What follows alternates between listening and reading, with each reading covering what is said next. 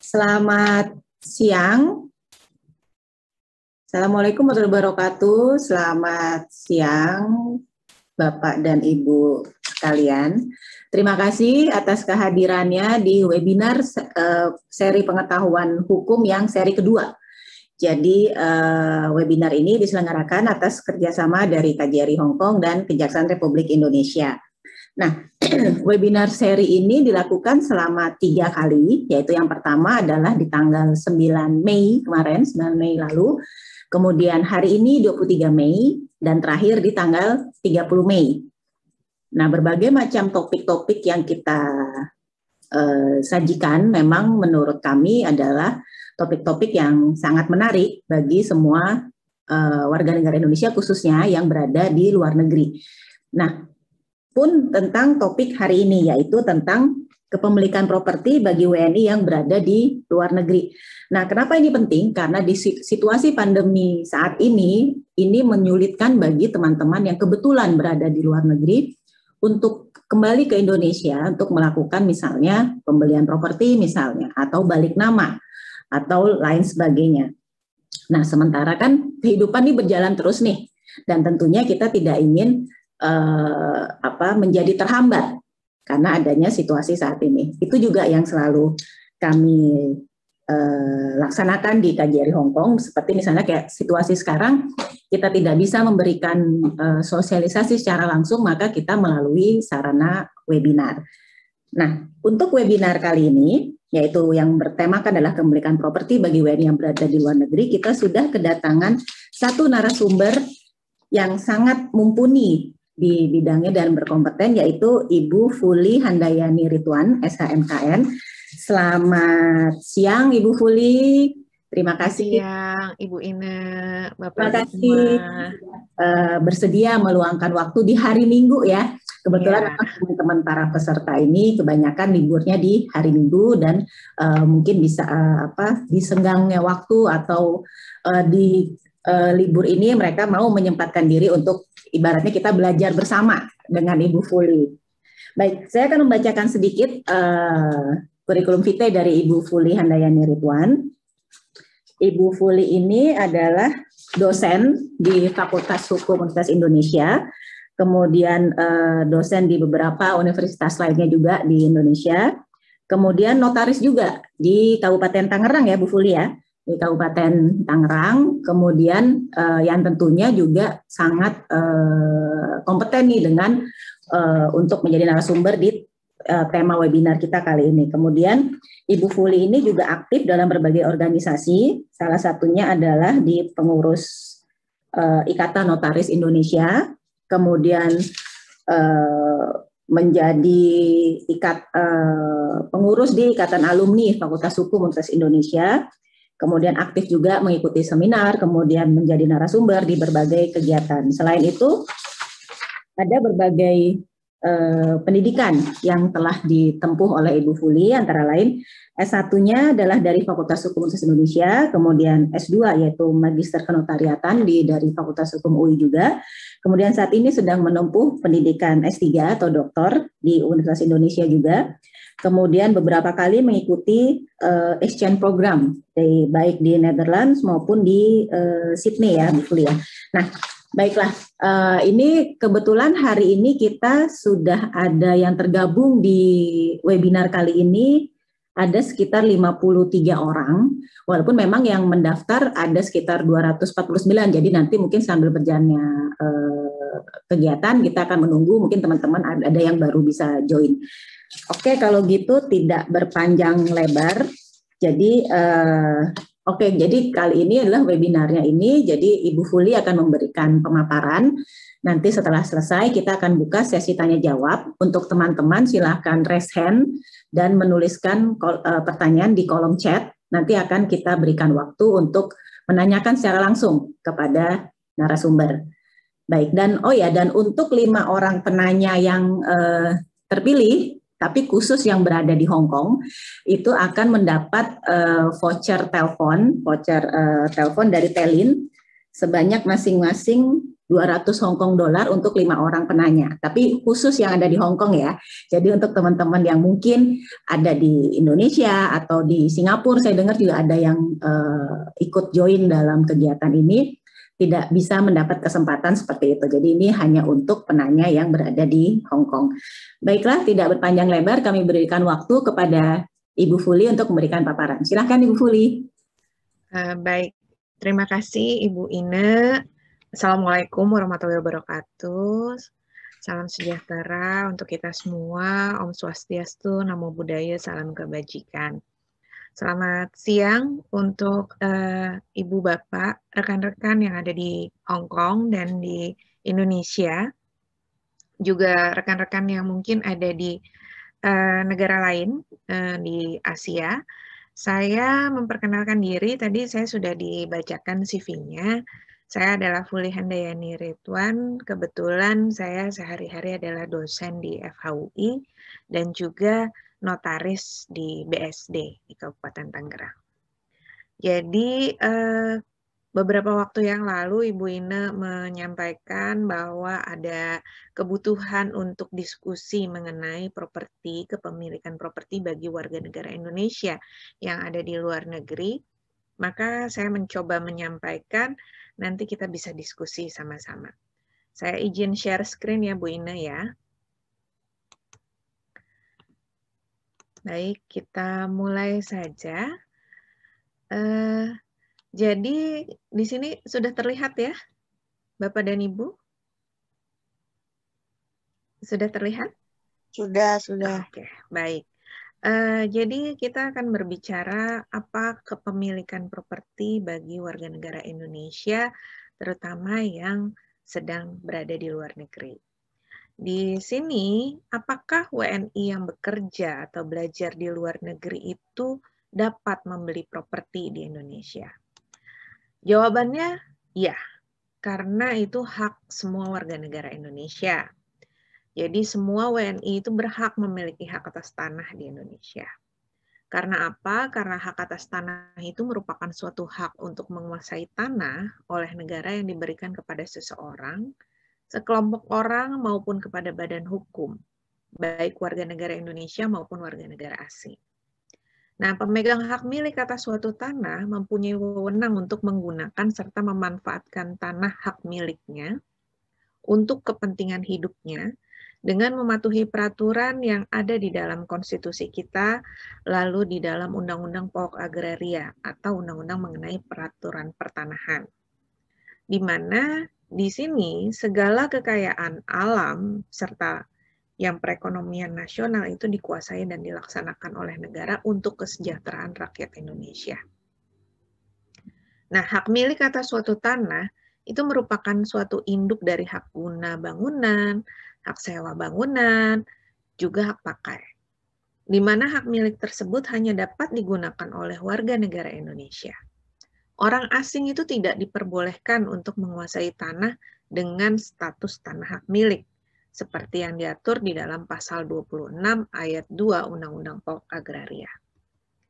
Nah, lalu hak atas tanah yang diatur di dalam pasal 16 Undang-Undang Pokok Agraria itu memberikan hak kepemilikan atas tanah oleh negara kepada orang perorangan atau badan hukum dengan bentuk tanah hak milik, hak guna usaha, hak guna bangunan, hak pakai, hak sewa, hak untuk membuka tanah, hak untuk memungut hasil hutan. Ini bisa dimanfaatkan ke semuanya oleh warga negara Indonesia. Dalam pasal 53 Undang-Undang Pokok Agraria, itu juga tercantum beberapa hak yang sifatnya sementara yang dapat digunakan oleh orang per orang atau badan hukum seperti hak gadai, hak usaha bagi hasil, hak menumpang, hak sewa tanah pertanian. Lalu bagaimana dengan orang asing? Bagi orang asing itu berlaku larangan kepemilikan atas tanah hak milik sesuai dengan pasal 21 Undang-Undang Pokok Agraria. Serta bagi badan hukum yang ingin berkedudukan di Indonesia, itu harus memenuhi syarat-syarat yang ditentukan oleh pemerintah. Mengapa? Karena ini supaya tanah yang ada di Indonesia itu hanya bisa dikuasai oleh warga negara Indonesia. Jadi tidak bisa dikuasai oleh orang asing ataupun badan hukum asing. Walaupun pada prakteknya kita bisa tahu nih, seperti di Bali atau di Bintan, itu masih banyak orang asing yang menggunakan tangan-tangan orang Indonesia untuk membuka usaha seperti hotel, restoran, dan lainnya. Itu sebenarnya jadi kayak investor, tetapi sebenarnya dia adalah pemilik tanah. Cuma dia menggunakan orang lain yang warga negara Indonesia untuk membeli tanah tersebut. Itu dilarang di Indonesia. Jadi namanya nomini. Nomini itu tidak diperbolehkan di Indonesia. Nah, pengecualian kepemilikan tanah untuk orang asing itu sebenarnya jadi orang asing boleh nggak beli di Indonesia? Kalau orang asing itu kita golongkan ke dalam dua. Ada yang tinggal hanya waktu tertentu atau sementara, ada yang menetap di Indonesia. Kalau untuk yang menetap, itu status tanahnya, dia boleh beli, tapi dengan status tanah hak pakai. Lalu kalau dia merupakan representasi dari sebuah badan hukum, apakah dia boleh juga memiliki hak guna usaha atau hak guna bangunan? Nah, di sini yang boleh memiliki hak guna usaha dan hak guna bangunan adalah badan hukum yang didirikan di Indonesia. Sehingga dia tunduk terhadap aturan yang ada di Indonesia. Jadi kalau misalnya ada HSBC, Hong Kong Shanghai Bank, tapi di Indonesia dia menjadi PT HSBC Indonesia. Dia adalah perwakilan memang dari HSBC yang berpusat di Hong Kong. Ketika dia menjadi PT Indonesia, baru dia bisa memiliki aset dengan tanah status hak guna usaha ataupun hak guna bangunan. Tentunya untuk hak guna usaha dan hak guna bangunan ini ada jangka waktunya. Yaitu jangka waktunya 35 tahun dan dapat diperpanjang selama 25 tahun untuk HGU. Nah, kenapa ada jangka waktu? Karena kita ingin tahu sebenarnya apakah dia terus menerus berusaha di Indonesia. Kalau ternyata dia tidak secara terus-menerus berusaha di Indonesia, ini menjadi persoalan. Sehingga hak guna usahanya harus dikembalikan lagi menjadi tanah milik negara. Nah, pasal 36 Undang-Undang Pokok Agraria itu juga menyebutkan bahwa orang asing dapat memakai HGB kalau PT-nya adalah PT Indonesia. HGB ini selama 30 tahun dan dapat diperpanjang paling lama 20 tahun. Lalu kalau orang Indonesia sendiri boleh nggak beli HGB? Boleh. Itu terutama tanah-tanah yang atau perumahan yang dikelola oleh developer, itu tanahnya statusnya pasti hak guna bangunan. Karena developer itu kan adalah PT Indonesia yang bergerak di bidang properti. Nah, hak guna bangunan ini juga ada jangka waktunya. Karena kita juga ingin tahu. Nah, lalu kalau warga negara Indonesia bagaimana? Dia bisa beralih menjadi hak milik. Kalau bahasa awamnya itu peningkatan hak. Tetapi sebenarnya pada prosesnya adalah perubahan dari hak guna bangunan menjadi hak milik. Kalau yang beli adalah warga negara Indonesia. Jadi orang per orang.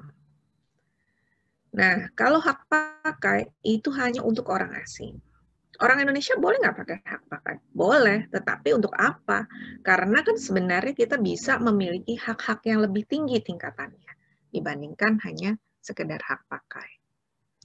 Nah, hak pakai ini biasanya untuk lahan-lahan yang bersifat seperti temporer ya, seperti perkantoran, mal, itu adalah yang digunakan dengan tanah-tanah hak pakai. Diberikannya oleh siapa? Oleh pemerintah, oleh negara. Nah, ada nggak aturan khusus tentang WNI yang di luar negeri untuk membeli properti di Indonesia?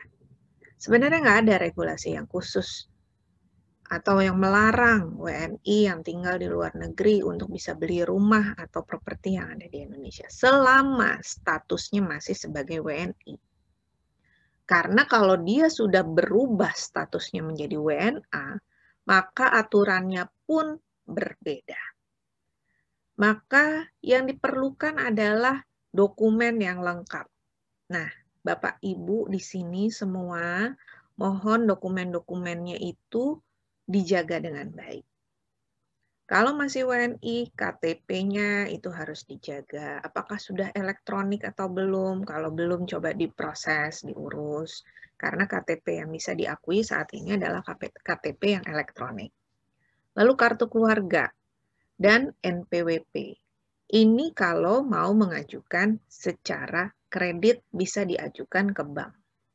Mengapa NPWP itu perlu? Karena NPWP ini adalah fungsinya untuk pembayaran pajak dan laporan SPT tahunan. Nah, kenapa harus punya NPWP? Karena pada saat kita mau membeli rumah, beli properti ini, ada pajak yang harus dibayarkan terlebih dahulu sebelum menandatangani akta. Nah, jadi harus misalnya sepakat dulu di harga berapa, pajak penjual dan pajak pembeli itu sudah harus dibayarkan.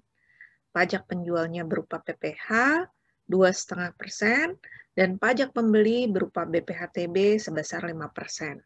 Dari harga apa? Dari harga transaksi. Nah, itu yang harus dipersiapkan. Pajak dibayar terlebih dahulu, divalidasi, setelah divalidasi, oke, baru habis itu bisa dilanjutkan untuk dilakukan penandatanganan akta. Tentunya sebelumnya sudah ada pemeriksaan atau dicek terlebih dahulu sertifikatnya ke kantor pertanahan setempat. Nah, kalau KPR atau mengajukan secara kredit, itu apa saja sih yang dapat diajukan dokumennya? Kalau dia masih WNI, bank penyedia KPR di Indonesia itu akan sangat senang sebenarnya. Yang penting itu ada KTP suami istri. Kalau belum menikah, ya KTP aja, nggak perlu pasangan. Lalu ada kartu keluarga, lalu surat nikah, jadi buku nikah atau akta nikah, atau catatan sipil itu wajib diserahkan. Fotokopi NPWP, jadi memang NPWP itu wajib. Foto suami istri ukuran 3x4, lalu ada surat keterangan kerja. Kalau kita pegawai atau SK, lalu ada buku tabungan atau rekening koran 3 bulan terakhir, slip gaji, itu diberikan dari kantor atau perusahaan, dan surat keterangan penghasilan. Itu untuk menjamin berapa jumlah kredit yang akan kita terima nantinya. Bisa dilihat statusnya bagaimana, penghasilannya bagaimana, apakah layak atau tidak untuk mendapatkan kredit, ini dari dokumen-dokumen ini. Nanti dianalisa sama banknya. Nah, kalau untuk profesional atau wira swasta, yang diperlukan adalah KTP suami istri, NPWP, kartu keluarga, izin praktik atau akta pendirian, SIUP dan laporan keuangan, serta buku tabungan dan slip gaji. Nah, di atas itu adalah syarat formal. Ada beberapa catatan juga yang bank akan lakukan, misalnya dia ada Bank Indonesia Checking. Jadi itu secara internal mereka akan cek berdasarkan nomor KTP kita, lalu nama, apakah kita punya track record yang baik dari perbankan, dan apakah pernah punya blacklist, misalnya nggak bayar kartu kredit atau apa, itu menjadi catatan. Jadi kalau track record-nya baik, biasanya akan mendapatkan persetujuan untuk kredit itu bisa sampai 80 bahkan 90%. Nah, bagaimana proses membeli properti dengan cara KPR? Kalau sudah yakin, sudah punya pilihan rumah, dan ada bank pemberi KPR yang juga sudah akan kita tuju, itu kunjungi bank tersebut, minta informasi tentang KPR, bank akan memberikan persyaratan yang seperti tadi yang saya sebutkan, lalu ada belangko isian KPR-nya. Setelah persyaratan tersebut diisi, dibawa ke bank, nanti pasti ada wawancara yang menyangkut latar belakang pembelian KPR dan kemampuan membeli properti WNI dalam memenuhi tenggat waktu pembayaran. Kalau wawancara disetujui, calon debitur tadi bisa membayarkan uang muka yang akan dibeli propertinya kepada developer atau kepada penjual dan menunggu SPPK. SPPK ini adalah surat persetujuan perjanjian kredit yang dilanjutkan dengan pencairan dana. Dananya nanti ditransfer. Setelah itu calon debitur bersama bank akan bertemu dengan notaris atau PPAT untuk menandatangani akta kredit, akta jual beli, dan bagaimana cara mengurus sertifikat. Dalam tahap ini yang harus diperhatikan adalah ketelitian dari isi perjanjian agar tidak mengalami kendala atau kesulitan atau salah paham terhadap perlakuan bank dalam masalah pembayaran. Jadi memang harus diperhatikan, disimak baik-baik pada saat penandatanganan akta. Kalau tidak paham, bisa ditanyakan kepada notaris atau PPAT. Jadi notaris sama PPAT-nya ini punya kewajiban untuk membacakan dan menanyakan apakah Bapak dan Ibu itu paham apa yang dibacakan. Misal jangka waktu, kalau terlambat dendanya berapa persen. Lalu kalau tidak dibayarkan apa yang akan dilakukan, misalnya sita dan lain-lain. Lalu dilelang dan lain-lain. Itu semuanya tercantum di dalam perjanjian kredit dan di perjanjian pengakuan hutang ataupun pemberian hak tanggungan. Kalau jual beli itu langsung secara cash itu nggak ada masalah. Karena sertifikatnya nanti langsung kita terima. Tapi kalau misalnya belinya secara kredit, itu harus diperhatikan dengan baik. Tahap terakhir dalam beli properti dengan KPR adalah penyerahan kunci di mana sertifikat rumah pasti akan masih ditahan sama bank sampai debiturnya melunasi semua cicilan kredit. Rumahnya bisa ditempati? Bisa. Kreditnya berapa lama, Bu? Kredit kalau kita mau kredit mulai dari 5 tahun, 1 tahun pun bisa sebenarnya. 1 tahun, 5 tahun, bahkan yang terlama adalah 25 tahun. Dengan memperhatikan usia, pendapatan, harga yang dijual, lalu itu semuanya dilihat dari mekanisme nanti yang dilihat oleh bank. Jadi hasil penelitiannya bank ini dapat kreditnya berapa, kira-kira cicilannya berapa per bulan. Sampai nanti menentukan jangka waktunya. Kalau semakin lama, pembayaran cicilannya semakin kecil. Semakin singkat kreditnya, berarti pembayarannya semakin besar. Nah, lantas bagaimana kalau misalnya kita tadinya perjanjian kreditnya hanya ingin 5 tahun, tetapi ternyata kita nggak punya uang, kita minta nanti itu direlaksasi kreditnya. Boleh nggak saya bayar bunganya dulu? Gitu. Atau jangka waktu kreditnya diperpanjang, tadinya 5 tahun jadi 10 tahun. Itu membuat ringan. Nah, menentukan bank untuk yang menerima KPR itu juga harus dilihat banknya itu bukan bank asal-asalan. Hati-hati dengan BPR. Bank Perkreditan Rakyat ini mungkin banyak sampai di daerah-daerah, namun hati-hati dengan bunga. Hati-hati juga dengan koperasinya. Misalnya kalau pinjamnya sama koperasi. Nah, karena banyak kasus terjadi dengan koperasi. Nanti kita diskusi. Nah, bagaimana dengan status WNI dan perpajakan? Jika status sebagai WNI namun tinggal di luar negeri lebih dari 183 hari, maka menurut Kementerian Keuangan, Direktorat Pajak, Dirjen Pajak, itu masuk kepada subjek pajak luar negeri atau SPLN. Artinya tidak perlu membayar pajak penghasilan di Indonesia, melainkan di negara tempat WNI itu menetap. Lain hal jika membeli properti WNI ini sebagai investasi, tapi meninggalkan Indonesia selamanya atau kurun waktu yang lama, maka perlu menyampaikan SPT tahunan pajak penghasilan terakhir sebelum meninggalkan Indonesia. Nah, dalam kaitannya dengan pajak pembelian tanah dan bangunan yang bersifat final, maka pajak jual beli sudah dibayarkan terlebih dahulu sebelum transaksi jual beli tersebut dilakukan.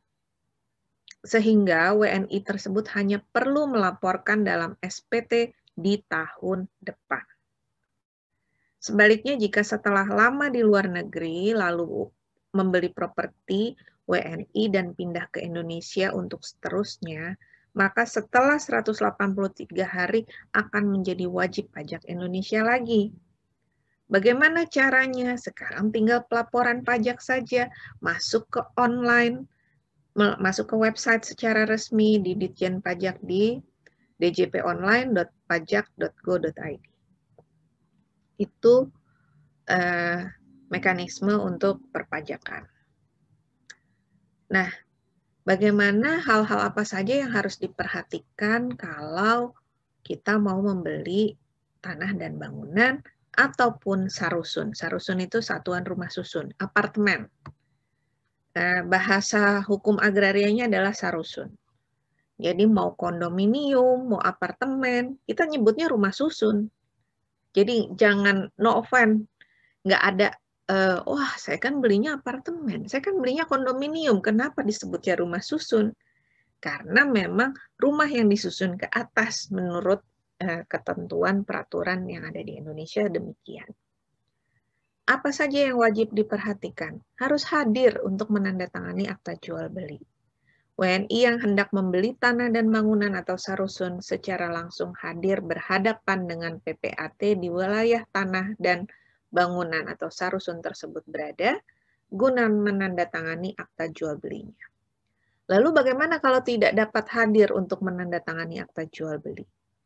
Kalau tidak dapat hadir secara langsung untuk menandatangani akta jual beli, itu tetap dapat melakukan pembelian tersebut dengan mekanisme pemberian kuasa.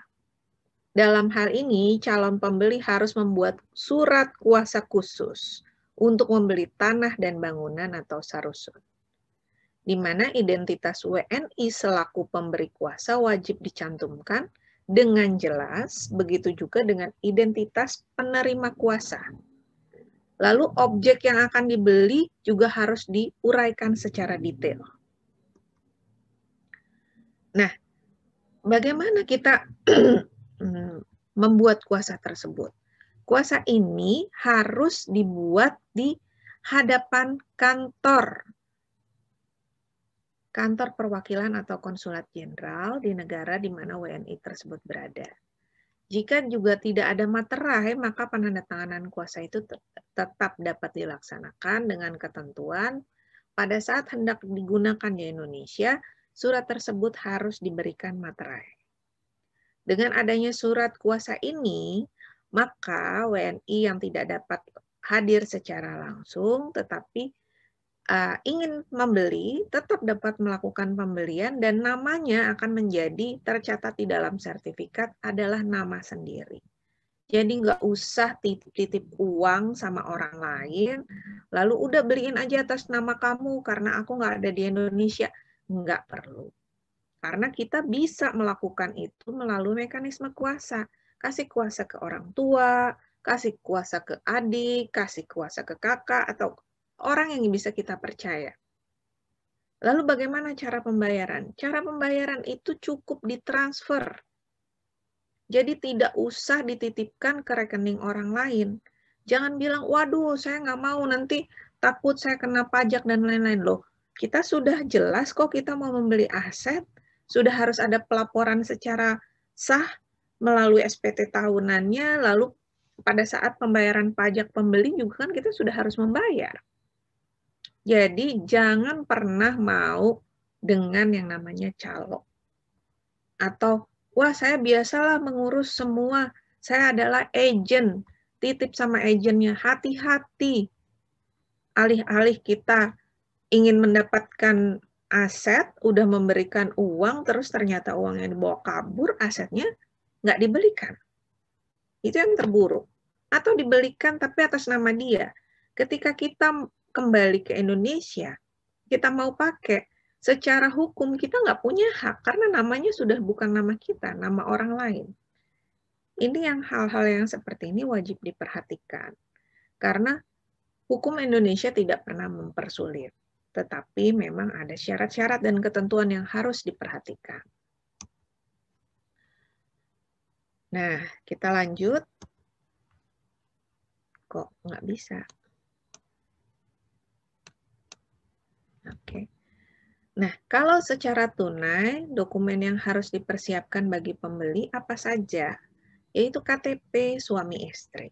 KTP kenapa sih diperlukan sekali? Ya karena identitasnya itu sebagai WNI. Boleh nggak paspor? Kalau yang diminta sama pejabat di Indonesia itu pasti KTP. Lalu kartu keluarga.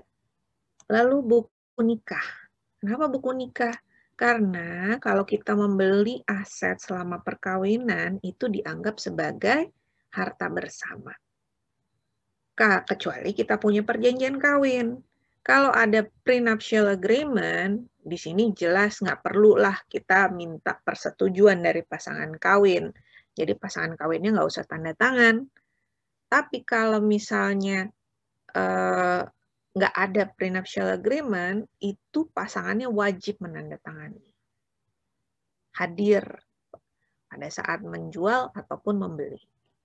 Lalu ada NPWP. Lalu kelengkapan dokumen atau properti. Ini hati-hati. Kita harus tahu hak atas apa yang akan kita beli. Tadi di awal saya sudah bilang. Untuk WNI bisa membeli hak milik, hak guna bangunan, hak pakai, hak guna usaha, dan hak milik atas satuan rumah susun.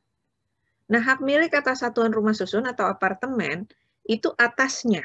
Jadi unit-unitnya itu hak milik atas satuan rumah susun. Atau bahasa kerennya adalah strata title. Tapi bawahnya, yang di bawahnya ini, itu bisa hak milik, bisa hak guna bangunan, bisa hak pakai. Jadi harus diteliti hak apa yang akan kita beli. Jangan beli kucing dalam karung, apalagi beli cuma gambar. Kita nggak pernah tahu, cuman katanya, oh 5 menit dari MRT. Wah, itu iklan banget tuh. 5 menit dari MRT kalau jalanan nggak macet. Kalau di Jakarta ya. Kalau jam 5 pagi mungkin. Jadi belum ramai. Ternyata pada saat kita beli, oh jaraknya itu sekitar 5 km. Ya nggak mungkin lah ditempuh dalam waktu 5 menit kalau di Jakarta. Yang kedua, perhatikan, sudah bersertifikat atau belum? Kalau belum bersertifikat, tanya kapan akan pemecahan sertifikat. Karena itu tanggung jawabnya si developer. Dan itu harus dibunyikan di dalam perjanjian.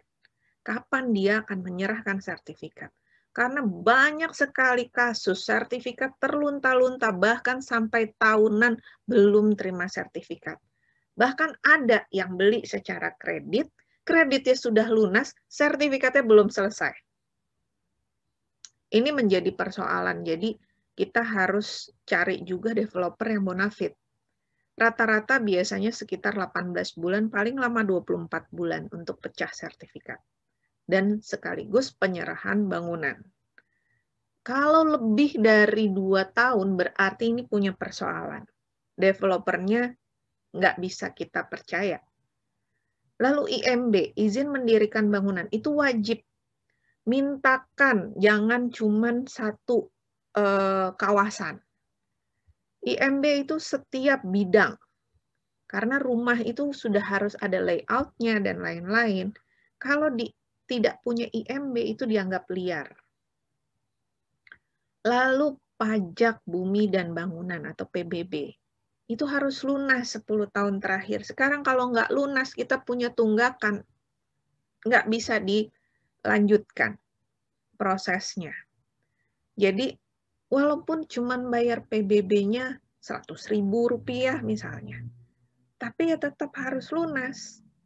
Sekarang pembayaran PBB itu mudah sekali karena bisa pakai M-Banking, bisa pakai SMS Banking, di ATM, bayar ke Indomaret kalau di Indonesia, di Alfamart, semuanya sudah dipermudah. Jadi apa kesulitan untuk membayar PBB? Apalagi sekarang PBB sudah tidak lagi diterbitkan SPT-nya, Sekarang semuanya secara online. Jadi kita bisa download sendiri. Jadi kita bisa tahu progresnya PBB kita tuh sampai di mana. Jadi itu dokumen-dokumen properti tersebut Bapak Ibu wajib ketahui.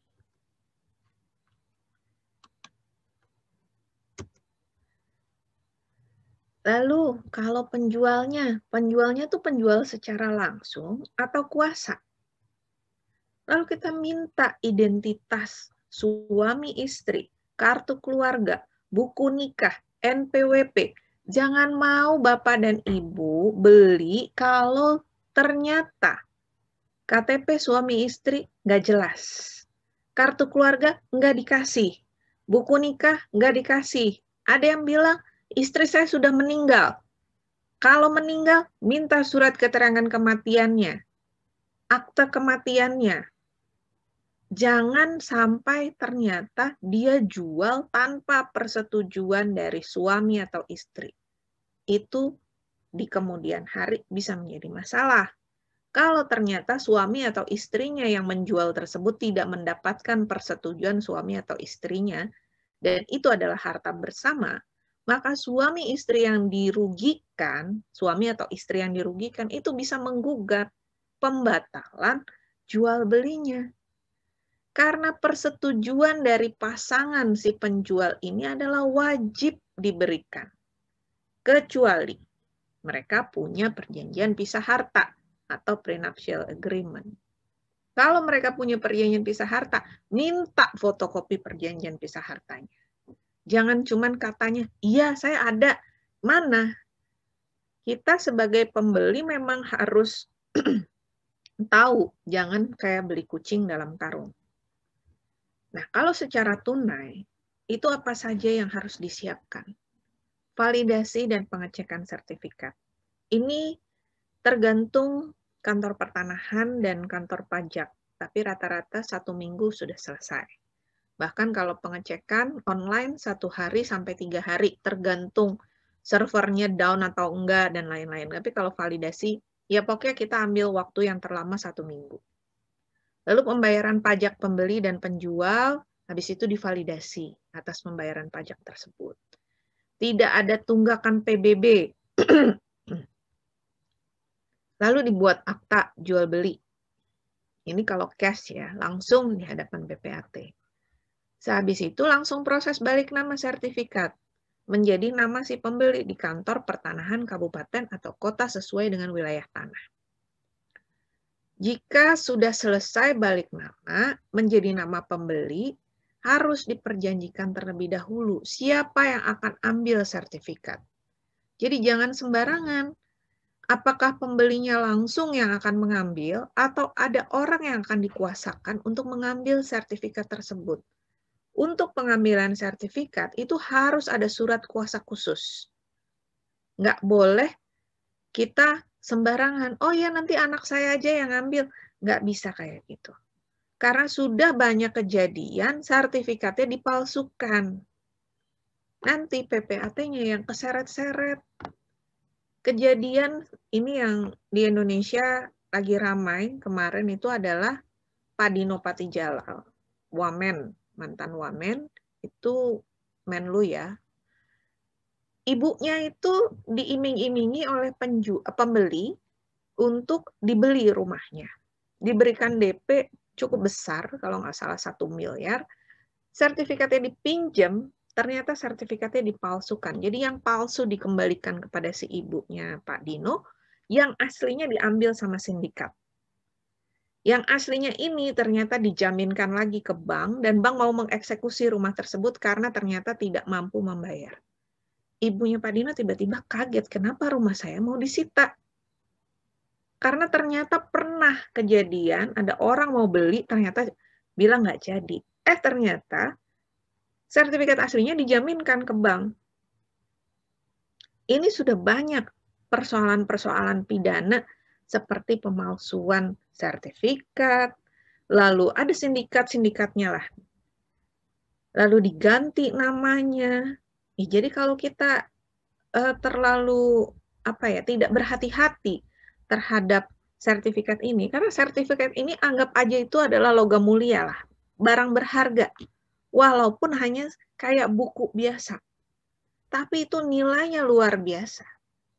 Karena sertifikat itu bisa diapain aja, bisa dijaminkan, bisa dijual, bisa menjadi alat tukar, dan lain-lain gitu. Jadi karena ini adalah barang berharga, tugas kita adalah menjaga itu dengan baik. Oke, saya mungkin untuk pemaparan saya cukupkan. Saya kembalikan lagi kepada Ibu Ine, mungkin kita akan ada diskusi dan tanya jawab. Terima kasih. Wassalamualaikum warahmatullahi wabarakatuh. Waalaikumsalam warahmatullahi wabarakatuh. Terima kasih Bu Fuli atas pemaparannya. Nah, jadi kalau intinya adalah bahwa semua WNI berhak memperoleh mengajukan atau memperoleh hak kepemilikan atas properti ini, baik tanah ataupun bangunan di Indonesia, baik bisa berupa HGB maupun hak milik. Walaupun tentunya pasti yang hak yang paling tinggi adalah hak milik ya, Bu Fuli ya, kayak tadi disampaikan. Kemudian yang penting adalah mengetahui dokumen lengkap dari properti yang akan dibeli. Jadi baik tanah ataupun bangunan kita harus punya riwayatnya, kemudian dokumennya. Kemudian juga harus mengecek sertifikat tersebut ke kantor pertanahan setempat sebelum kita melakukan jual beli selanjutnya. Nah, cuman tadi ada yang disampaikan oleh Bu Fuli yang menarik bagi saya adalah tadi disampaikan kita ketika misalnya KPR maka kita bisa melalui bank atau koperasi, tadi disampaikan oleh Bu Fuli. Nah, kemudian tadi juga disampaikan ada beberapa yang BPR ataupun koperasi yang tiba-tiba bunganya sangat luar biasa. Nah, ini apakah kita ada mekanisme di Indonesia, misalnya kita mengecek atau adakah peraturan bahwa misalnya bunga maksimal sekian misalnya, atau bisa nggak apakah ada misalnya sarana kita mengecek apakah BPR atau koperasi tersebut benar terdaftar atau tidak. Karena kan kadang kalau misalnya di daerah-daerah terpencil mungkin kita tahunya itu benar BPR, tapi kan kita tidak pernah tahu apakah BPR ini benar terdaftar atau tidak. Apakah ada, ini sambil menunggu, kebetulan saya belum menemukan ada yang ingin mengajukan pertanyaan, itu masih berpikir-pikir juga. Nah, mungkin bisa Bu Fuli mungkin menjelaskan dulu mengenai apakah kita bisa mengecek bank misalnya atau koperasi yang tentunya bukan bank yang misalnya BCA atau BNI atau apa gitu. Mungkin bisa dijawab dulu oleh Bu Fuli. Silakan. Oke. Terima kasih Bu Ine. Untuk bunga, suku bunga itu kita mengikuti suku bunga Bank Indonesia. Jadi suku bunga Bank Indonesia itu bisa kita cek di website bi.go.id. Jadi suku bunga yang bisa dilakukan untuk komersil itu seperti apa? Karena kredit pemilikan rumah ini adalah kredit komersil sebenarnya. Nah, kalau untuk legalitas dari BPR ataupun koperasi, itu bisa dicek juga ke Otoritas Jasa Keuangan, OJK. Karena saya mohon maaf, saya tidak bermaksud untuk menjelekkan BPR ataupun koperasi, karena BPR dan koperasi itu sebenarnya juga banyak yang capable, tapi memang tidak seperti bank bunganya, gitu. Karena kan mereka tujuannya adalah untuk kesejahteraan dari anggotanya ya. Nah, bahkan ada yang suku bunganya koperasi atau BPR itu jauh lebih kecil daripada bank. Nah, tapi kalau legalitasnya itu bisa dicek di OJK, karena sekarang kita bisa search dokumen-dokumennya mereka juga itu terpampang lah di OJK gitu. Karena ada beberapa kasus bahkan koperasi besar sekalipun ternyata asetnya tidak cukup untuk memberikan kredit, ataupun kredit yang diberikan itu terlalu besar sehingga macet dan akhirnya menjadi permasalahan gitu. Karena kasus koperasi dan BPR ini cukup banyak Bu Ine kalau di Indonesia. Makanya kita mesti hati-hati. Saya sih sarankan kalau misalnya memang mau KPR biasa langsung saja ke bank, mungkin bukan promosi lah ya, tapi Bank Himbara mungkin mencapai sampai ke kabupaten kota ya di setiap daerah Bank Himbara. Bank Himbara itu adalah bank-bank pemerintah yang sebenarnya untuk likuiditasnya juga cukup aman, untuk asetnya juga terjamin. Dan satu lagi, kita harus lihat bank tersebut dijamin di LPS atau tidak, lembaga penjamin simpanan. Itu bagaimana kita bisa tahu itu dijamin atau tidak oleh LPS? Biasanya mereka itu mencantumkan logonya LPS, mereka member dari LPS. Karena bank swasta besar sekalipun dengan adanya pandemi saat ini sempat kolaps gitu. Ada beberapa bank-bank yang besar swasta itu sudah mulai akan diakuisisi oleh perusahaan lain gitu. Itu Bu Ina. Terima kasih Bu Fuli. Nah, ini sudah ada beberapa pertanyaan. Ini ada dari, saya nggak tahu nama di sininya nih, Aceh. Dia pertanyaan lewat chat. Mungkin bisa dicari. Aceh. Jadi pertanyaannya adalah, Bu Fuli, kalau kita membeli properti, pembayaran PBB selama 10 tahun terakhir itu kewajiban siapa untuk melunasi? Apakah pembeli atau penjual? Itu pertanyaan dari Aceh ke Bu Fuli. Silahkan mungkin Bu Fuli. Kalau memberi properti, membayar PBB yang 10 tahun terakhir, karena tadi kan ada di persyaratan nih, harus sudah dilunasin 10 tahun terakhir. Itu kewajiban siapa? Apakah pembeli atau penjual atau seperti apa? Oke, kewajiban untuk pembayaran PBB itu memang ada di penjual. Jadi penjual itu harus sudah menyerahkan bukti lunas PBB-nya, itu tidak hanya tahun terakhir, tetapi sampai 10 tahun ke belakang. Karena kalau ada tunggakan, apakah nanti pembeli mau menanggung? Nah, itu biasanya sih kesepakatan. Tapi kalau kewajiban adalah kewajiban si penjual. Tapi kalau misalnya penjualnya, aduh saya udah nggak mampu nih bayar PBB-nya gitu, saya cuma mampu bayar PBB tahun terakhir, ya itu silahkan, itu bisa disepakati bersama, gitu Bu. Oke, terima kasih Bu Fuli. Kemudian ada ini dari Ibu Mila Rahmatunisa. Apakah Ibu Mila online nggak? Masih bisa tolong baca. Mila Rahmatunisa mungkin mau memberikan pertanyaan secara langsung. Ibu Mila belum ada ya? Oke, yang ngecek sertifikat ya Bu? Ya, bagaimana kita tahu sertifikat itu palsu atau asli? Mungkin yang lebih mudah, karena kita melihat kan, saya sih tahunya sertifikat tuh warnanya hijau ya Bu Fuli ya. Iya. Tapi nggak tahu tuh aslinya gimana, karena kan apakah memang yang kita pegang itu kan pasti ada tanda tangan basah atau cap basah. Cuman itu bagaimana cara mungkin tips-tips buat kita tahu ini asli atau kita paling nggak, oh ini bener nih asli atau palsu atau gimana? Oke. Silakan Bu. Jadi gini, sertifikat itu kan pakai security paper. Kalau yang hijau itu adalah untuk hak milik, hak guna bangunan, hak guna usaha. Tapi kalau beli apartemen, sertifikatnya warna pink nanti Bu. Jadi kalau yang satuan rumah susun itu nanti sertifikatnya warna pink. Bagaimana kita bisa tahu sebenarnya kalau secara kasat mata itu kita nggak bisa tahu Bu. Ini cuman hanya kantor pertanahan yang punya. Mereka punya buku besar yang nanti sertifikat itu, makanya sekarang nggak bisa lagi ada, kalau zaman dulu bisa cek intip, sekarang udah nggak bisa, karena pengecekan itu sekarang juga secara online. Mereka itu punya buku besar itu ada semacam kertas kalkir atau apa ya, itu nanti mereka akan mencocokkan. Bahkan perubahan, ada perbedaan di garis tarikan saja, itu dinyatakan itu tidak asli. Karena mereka harus sama persis.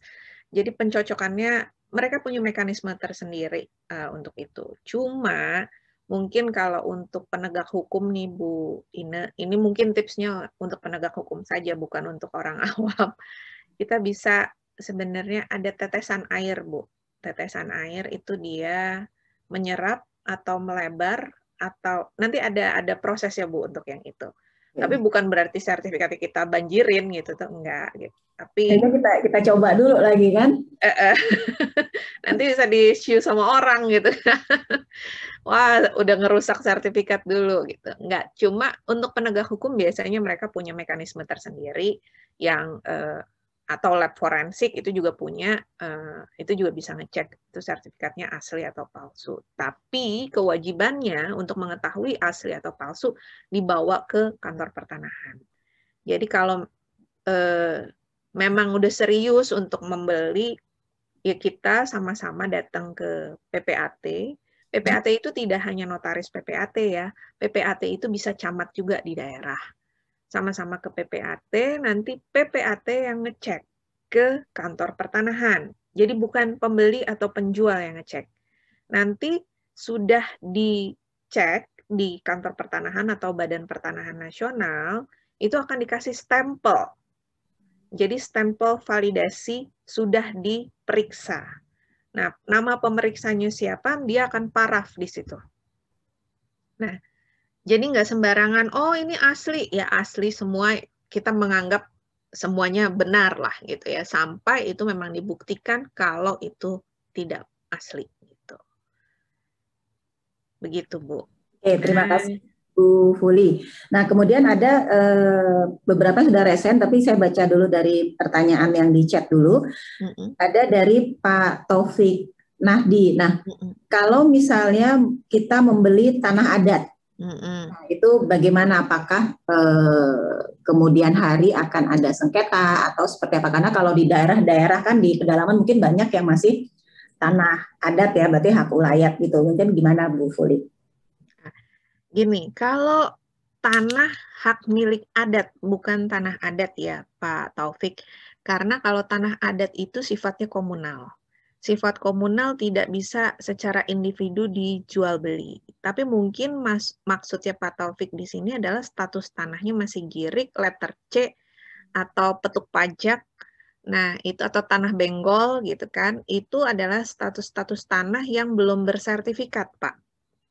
Nah, status tanah yang belum bersertifikat ini, itu biasanya hanya dicatatkan di kelurahan atau desa. Nah, letter C-nya biasanya ada surat keterangan. Siapa yang tahu sejarahnya adalah sekretaris desa atau sekretaris kelurahan. Mereka punya pencatatannya ada di kantor desa atau kantor kelurahan. Saran saya, kalau status tanahnya tersebut masih letter C, girik, dan lain-lain, itu diproses saja sertifikat. Jadi kalau misalnya memang mau beli, oh buru-buru ini karena tanahnya girik, kita nggak pernah tahu ya Pak, nanti akan ada perbedaan luas karena misalnya batas-batasnya bergeser, dulu misalnya batasnya pohon mangga, sekarang pohon mangganya udah ditebang gitu kan, kita nggak tahu lagi itu di mana. Jadi ada pengukuran ulang dari kantor pertanahan. Proses pensertifikatan dari tanah tadi hak milik adat, itu tanah-tanah yang belum bersertifikat, itu antara 6 bulan sampai 1 tahun. Karena harus ada data fisik dan data yuridis yang harus dimasukkan ke dalam sertifikat. Jadi difoto lagi, diukur ulang, lalu peta bidangnya itu dicocokkan dengan kantor pertanahan, apakah peruntukannya itu wilayahnya wilayah zona apa gitu. Jadi yang tahu zonanisasi itu hanya kantor pertanahan. Jadi memang yang tahu peruntukan, peta bidang, dan lain-lain itu kantor pertanahan. Dulu nggak ada jalanan misalnya, sekarang ada jalan. Nah itu menjadi batas. Tentunya pasti mengambil tanah tersebut. Ya kalau dulu misalnya si penjualnya, wah ini tanah saya tuh 1.000. Ternyata setelah diukur ulang tidak 1.000, tinggal 800. Kan kalau ada perbedaan 200 ini siapa yang akan menanggung? Maka dari itu saya menyarankan kalau seperti ini, proses aja dulu sertifikat, kita sambil berproses. Kalau misalnya memang sudah jatuh cinta sama tanah ini, di DP aja dulu nggak apa-apa. Si penjualnya juga kan sama-sama diuntungkan. Pembeli pun akhirnya mendapatkan perlindungan. Nah, itu memang prosesnya harus dapat persetujuan dari desa, dari lingkungan, tanda tangan tetangga, kiri kanan, itu banyak prosesnya. Makanya mengambil waktu sekitar 6 bulan sampai 1 tahun. Gitu, Bu. Oke, baik. Terima kasih Bu Fuli. Kita sekarang ke yang resen dulu. Tadi ada Ibu Heni, tadi saya lihat ada resen. Silakan Bu Heni. Selamat siang Bu Ineke, terima kasih. Salam kenal Bu Fuli. Saya Heni, mantan PMI Hong Kong. Baru saja saya pensiun. Saya ingin bertanya Bu ya, dan minta sarannya juga ya. Beberapa waktu lalu saya itu membeli sebidang sawah. Nah itu dari hasil uang bekerja saya di Hong Kong dan suami. Tapi sebagian besar itu uangnya itu hampir 80% adalah uang saya. Menurut Ibu, apakah saya bisa membalikkan nama itu atas nama saya sendiri, bukan masalah, maksudnya bukan bersama. Karena saya merasa itu adalah uang bekerja saya 80% ada di situ. Mohon sarannya Ibu seperti itu. Oke. Waktu Bu Heni beli sawahnya atas nama siapa? Itu sampai hari ini belum dibalikan nama karena sawah itu milik adik kandung saya sendiri dan dia sekarang masih ada di Hong Kong, belum bisa pulang. Seperti itu, Bu. Oke. Tapi adiknya kooperatif kan untuk balik nama? Kalau kooperatif, kalau kooperatif gampang kok, Bu Heni bisa langsung datang ke PPAT, nanti langsung minta dibuatkan akte jual beli ya Bu Heni ya. Akte jual beli untuk si sawah tersebut. Nanti kalau adiknya belum bisa datang sebagai penjual, itu tolong kasih kuasa. Nah, penulisan kuasanya itu harus melalui konsul ya Bu ya. Konsulat Jenderal di Hong Kong. Jadi suratnya itu surat resmi ya Bu. Jadi misalnya nama adiknya Ibu sebagai penjual memberikan kuasa kepada siapa untuk menandatangani akta jual beli dengan Bu Heni gitu. Ya kuasanya nggak bisa ke Bu Heni lagi, tapi misalnya kuasanya ke ibunya Bu Heni atau adiknya yang lain atau kakaknya gitu. Bisa dari akte jual beli tersebut langsung diproses balik nama. Proses balik nama itu sekitar 3 bulanan lah Bu Heni gitu. Yang menjadi permasalahan lagi itu kan apakah nantinya akan menjadi permasalahan bahwa harta itu harta bersama atau gimana Ibu ya? Kalau kita memang nggak ada buktinya, kalau uang itu 80% adalah milik saya gitu.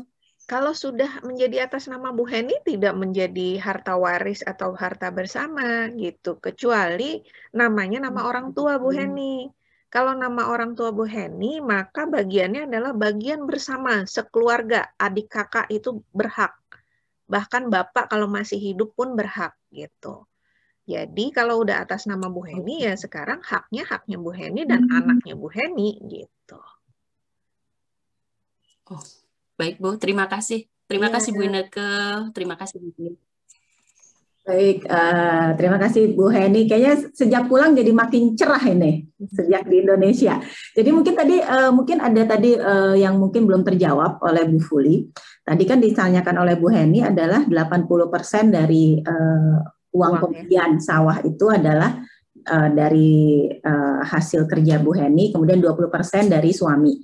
Nah, ketika misalnya tadi sudah dibalik nama, sertifikatnya menjadi atas nama Bu Heni, apakah itu karena dibeli dalam status pernikahan, apakah itu akan menjadi harta bersama atau tidak, ataukah bisa misalnya seorang istri memilih ini sertifikat ini hanya atas nama saya nih misalnya, atau bagaimana Bu Fuli? Nah, tadi saya terlewat, terima kasih Bu Ina. Jadi kalau 80% uangnya uang Bu Heni dan 20% uangnya suami, itu Bu Heni memang, saya asumsikan Bu Heni nggak punya perjanjian kawin ya. Jadi perjanjian kawin inilah yang memisahkan harta pribadinya Bu Heni dengan harta suami. Karena sekarang belum balik nama ke Bu Heni, maka baiknya Bu Heni membuat perjanjian kawin terlebih dahulu. Karena dimungkinkan setelah adanya putusan Mahkamah Konstitusi, sekarang dibolehkan untuk membuat perjanjian kawin selama perkawinan berlangsung. Jadi itu bukan harta bersama gitu. Kalau ada perjanjian kawin. Begini Bu, kalau ada perjanjian berupa cat itu saja, itu apa sudah bisa dibuktikan sebagai surat perjanjian, Bu? Nggak bisa, Mbak. Harus secara tertulis dan itu harus didaftarkan ke catatan sipil atau ke KUA. Gitu. Oke, baik. Ya, baik. Terima kasih. Tadi sudah ada yang resen lagi dari Mbak Apit Priyatna. Apakah masih online, Mbak Apit Priyatna? Masih, Bu. Ya, Terima silakan. kasih. Silakan, Mbak Apit. Ada. Ya, saya posisi masih bekerja. Nggak apa-apa, silakan. Selamat siang semuanya. Terima kasih untuk kesempatannya. Kepada Bu Fuli, saya mau menanyakan, kan semisal posisi seorang WNI itu ada di luar negeri, dia ingin membeli sebuah properti di Indonesia ya, misalnya sebidang tanah begitu ya, tetapi dilakukan secara kredit. Dalam perjalanannya, kredit ini belum lunas. Kemudian si WNI ini yang di luar negeri ini meninggal. Itu bagaimana proses, apakah keluarga yang di rumah yang melanjutkan pembayarannya atau bagaimana, Bu? Ya, terima kasih. Baik. Ya, baik, terima kasih Mbak Apit. Mari kita dengar jawaban dari Bu Fuli. Silakan Bu Fuli. Kalau seorang debitur meninggal dunia, maka kreditnya wajib dilanjutkan oleh ahli waris. Nah, ahli warisnya siapa? Nah, itu kan harus jelas. Ahli waris itu bisa garis lurus ya, garis lurus ke bawah maupun ke atas. Kalau ada anak ya berarti anak yang meneruskan. Kalau tidak ada anak ya orang tua. Kalau tidak ada itu siapa ahli waris yang ditunjuk, pasangankah, suami istri itu menjadi ahli waris atau saudara. Itu untuk semua keterangan ahli waris itu memang harus dibunyikan berdasarkan surat keterangan ahli waris yang dikeluarkan oleh kelurahan ataupun kecamatan, dan itu bisa diperkuat juga dengan akta keterangan ahli waris gitu. Jadi nggak bisa kreditnya langsung stop gitu terus asetnya langsung diambil sama bank, enggak gitu. Jadi kreditnya tetap bisa diteruskan oleh ahli waris. Ahli warisnya bisa di Indonesia atau dimanapun yang ditunjuk gitu. Baik, terima kasih Bu Fuli. Semoga menjawab ya Mbak Apit ya. Nah, kemudian saya baca satu lagi ada dari chat dari Ibu Ingrid. Nah, ini selamat siang. Saya ingin menanyakan bagaimana jika sebagai wajib pajak non efektif karena tinggal di luar negeri ketika melakukan pembelian atau penjualan properti, apakah harus melaporkan di SPT tahun berikutnya? Dan bagaimana jika dengan status wajib pajak non efektifnya, apakah secara otomatis menjadi wajib pajak aktif atau seperti apa? Ya. Jadi tadi saya sudah sempat jelaskan mengenai perpajakan yang 183 hari. Jadi 183 hari kalau kita sudah ada di luar negeri, kita untuk tahun pajak yang berjalan adalah tahun pajak yang terakhir. Tetapi kalau sudah kembali lagi ke Indonesia, itu 183 hari kemudian kita sudah menjadi wajib pajak aktif. Pengaktifan itu harus dilakukan dengan cara bersurat ke KPP di mana diterbitkannya NPWP atau domisilinya si wajib pajak tersebut. Nah, dari situ memang untuk pembayaran perpajakan itu memang harus diaktifkan terlebih dahulu. Jadi kalau tidak aktif, ini pembayaran BPHTB kalau untuk pembeli dan PPh untuk penjual itu belum bisa dilakukan. Jadi memang NPWP-nya harus aktif terlebih dahulu. Gitu Bu Ina. Oke, jadi harus aktif terlebih dahulu ya berarti NPWP-nya ini sebelum melakukan proses pembayaran pajak begitu ya Bu Fuli ya? Ya. Oke, baik. Ada satu lagi pertanyaan dari chat tadi dari Ibu Neni.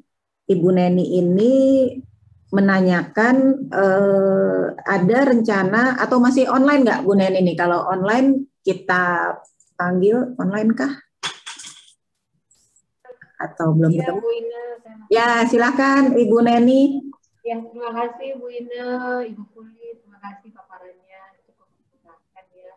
Saya tertarik nih dengan menyambung paparan Ibu Fuli tadi itu belum belum disinggung masalah rencana pemerintah untuk membuat sertifikat online kan. Nah, yang saya tertarik itu kalau misalnya nanti ada sertifikat online, itu cara kita mengetahui ini asli atau enggak itu gimana ya? Kalau tadi kan kalau yang paper based itu kita bisa ada caranya yang pakai deteksi air gitu ya. Kalau yang online ini kayak gimana ya Bu ya? Bisa dijelaskan Bu? Iya. Ya, silakan Bu Fuli. Jadi ada rencana penerbitan sertifikat digital sebagai bukti pemilikan properti. Nah, gimana nih? Apakah lebih mudah justru untuk membuktikan asli atau tidak, atau seperti apa? Oke. Jadi ini terima kasih Bu Neni. Bu Neni ahlinya sih sebenarnya untuk ini. Kalau untuk kepemilikan properti, sertifikat digital itu sedang diusahakan untuk kantor pertanahan, tetapi memang masih bertahap untuk prosesnya.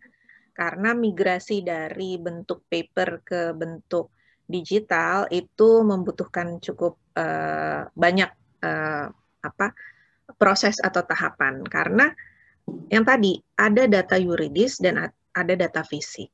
Dalam proses perjalanannya aja sekarang untuk kadang-kadang antara data yuridis dengan data fisik, ini kan pengecekan kan sudah mulai digital sekarang, sudah mulai online. Kadang-kadang itu bunyi yang ada di dalam sertifikat yang fisik sama yang bunyi yang online itu berbeda.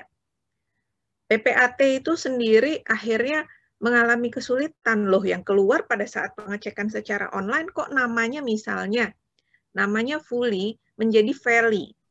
Tanggal lahirnya berbeda. Padahal objek yang sama. Nah, ini menjadi persoalan karena proses migrasinya itu masih dalam tahapan ya. Nah, kalau itu asli atau tidak, menurut kantor pertanahan dan sosialisasi dari Badan Pertanahan Nasional, mereka akan mengeluarkan semacam QR Code. Nah, QR Code inilah yang akan menjadi dasar untuk sertifikat secara digital. Tetapi kalau misalnya mau dimintakan aslinya, itu tetap mereka yang pegang. Jadi kantor pertanahan itu punya data asli. Nah, itu menjadi catatan tersendiri menurut saya karena kalau sekarang prosesnya aja prosedurnya mungkin yang memasukkan database itu juga masih bermasalah karena misalnya nama saya dengan sertifikat asli saya, sertifikat fisik aja masih suka berbeda, ini menjadi persoalan. Jadi saya masih berpikir mungkin belum dalam waktu 1 tahun ke depan atau 2 tahun ke depan, tetapi itu adalah proyek pemerintah untuk jangka panjang karena yang dimasukkan kan jutaan sertifikat yang untuk menjadi database. Dan saya sih yakin nantinya pada saat kalau sudah ada sertifikat secara digital, itu memang hanya ada satu otoritas yang bisa menyatakan bahwa sertifikat tersebut asli atau palsu. Gitu. Jadi memang BPN lah yang harus menjadi penanggung jawab untuk kebenaran mengenai sertifikat digital tersebut. Begitu Bu Ina. Baik, terima kasih Bu Fuli. Kita ke teman-teman yang ada raise hand. Ibu S. Nur Asiah. Masih online kah? Ibu Nur Asiah? Mas, Ibu Nur Asiah. Iya, Bu. Ya, saya sih sudah membaca ini beberapa pertanyaannya, mungkin bisa disampaikan secara singkat. Silakan Bu Nur Asiah. Ya, terima kasih Bu Ineke. Salam kenal Bu Fuli. Saya ingin bertanya satu tentang KPR. Apakah KPR itu sebatas HGB dan bagaimana untuk meningkatkan HGB ke hak kepemilikan? Yang kedua, pernah ada satu kasus PMI tinggal di yang posisi sekarang masih di Hong Kong tentang KPR bersubsidi. Yang bersangkutan memakai data ibunya dan developer membantu menguruskan tetapi ditolak pengajuannya karena dengan alasan DP terlalu rendah. Kemudian di take over ke bank lain tetapi dengan bantuan developer dan kemudian ditolak lagi. Developer meminta tambahan DP agar pengajuannya diterima begitu. Tetapi saya sarankan untuk jangan dulu. Meskipun saat ini Fasos dan Fasum sedang dalam proses pembangunan, tetapi sepertinya macet. Dan sebagian unit sebagian sudah ada yang menghuni. Apakah di sini ada kemungkinan developernya itu bermasalah atau bagaimana? Terima kasih. Baik, silakan Bu Fuli. Mbak Nur, untuk KPR-nya sudah disetujui, Mbak? Sudah kan? Dan sudah berjalan ya? Oleh developer. Iya, sudah DP, tapi untuk pengajuan ke banknya itu yang ditolak. Oke. Kalau pengajuan ke bank belum berhasil, Mbak, bisa diproses ke bank lain coba ya. Karena memang persyaratan untuk KPR itu yang dilihat adalah rasio dari pendapatan dan pengeluarannya itu seperti apa. Minimum untuk KPR itu adalah maksimal adalah 30% dari pendapatan. Jadi harganya misalnya sekian rupiah, lalu pendapatannya Mbak Nur berapa, 30%-nya itu harus bisa untuk membayar jumlah KPR-nya per bulan. Yang tadi rasionya dilihat dari jangka waktu dibandingkan dengan harga. Nah, dari situ akan ketemu formula untuk berapa yang Mbak Nur ini mampu bayarkan setiap bulannya ke bank. Nah, kalau developer bermasalah, misalnya ternyata dia belum melakukan proses pembangunan, Fasum dan Fasos aja masih dalam proses, serah terimanya juga belum. Menurut saya di sini kita harus lihat kredibilitas dari si developer itu, Mbak Nur. Jadi hati-hati juga, apalagi tadi ada rencana mau take over, disarankan untuk take over.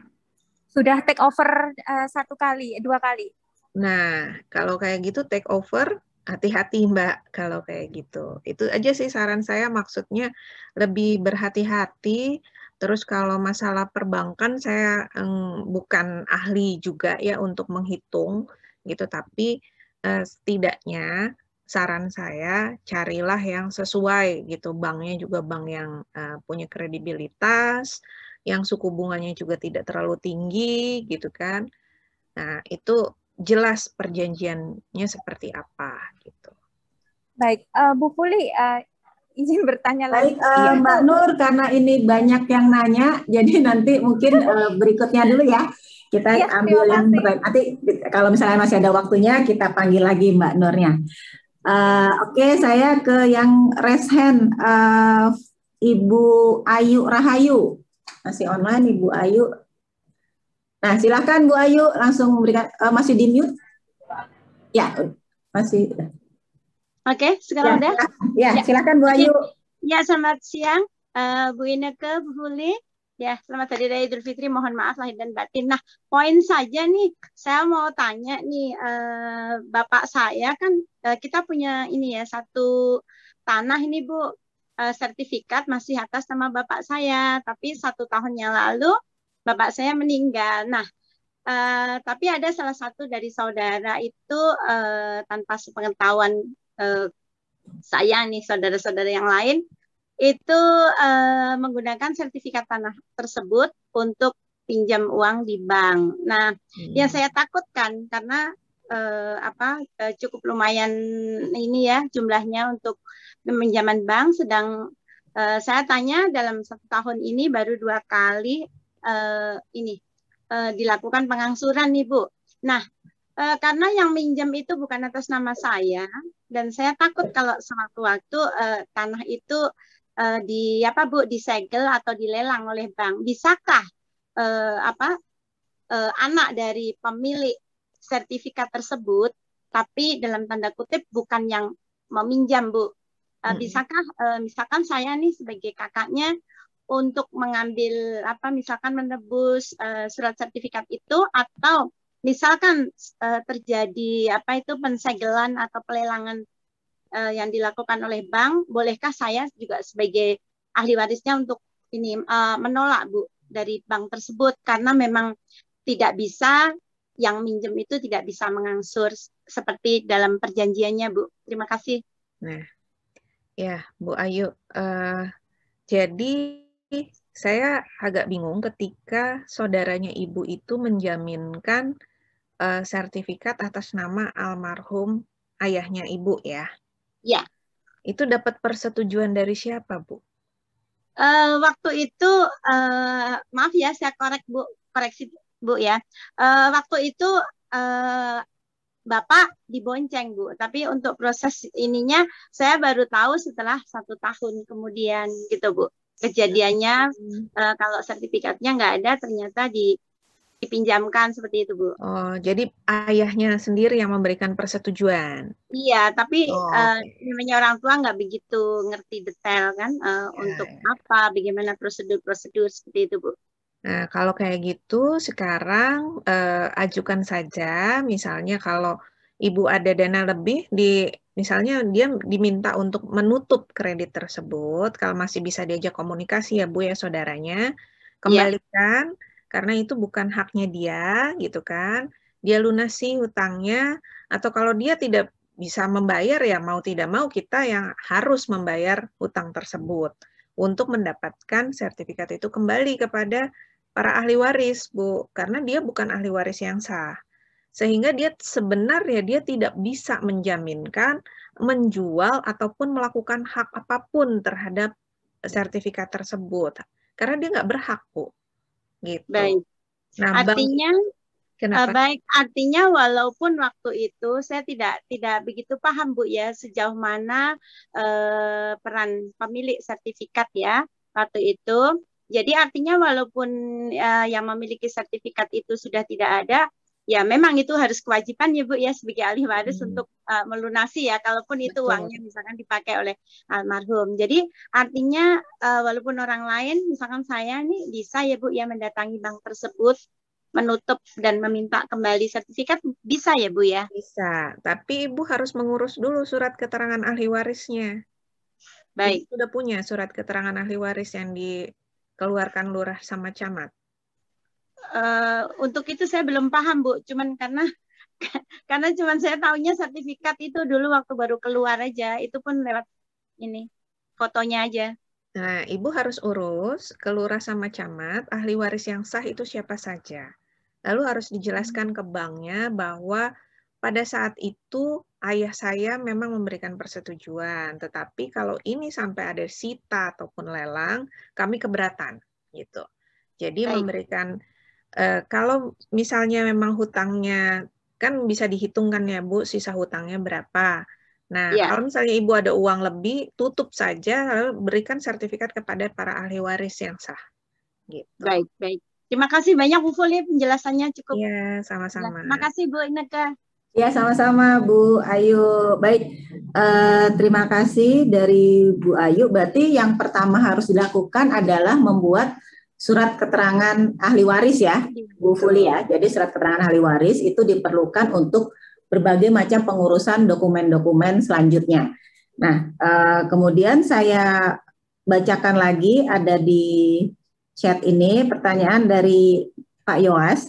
Jadi saya tinggal di luar negeri, jika ingin membeli tanah, adakah lembaga atau jasa yang memberikan layanan kepada kita mengenai keaslian dan kelengkapan dokumen tanah dan luas tanah?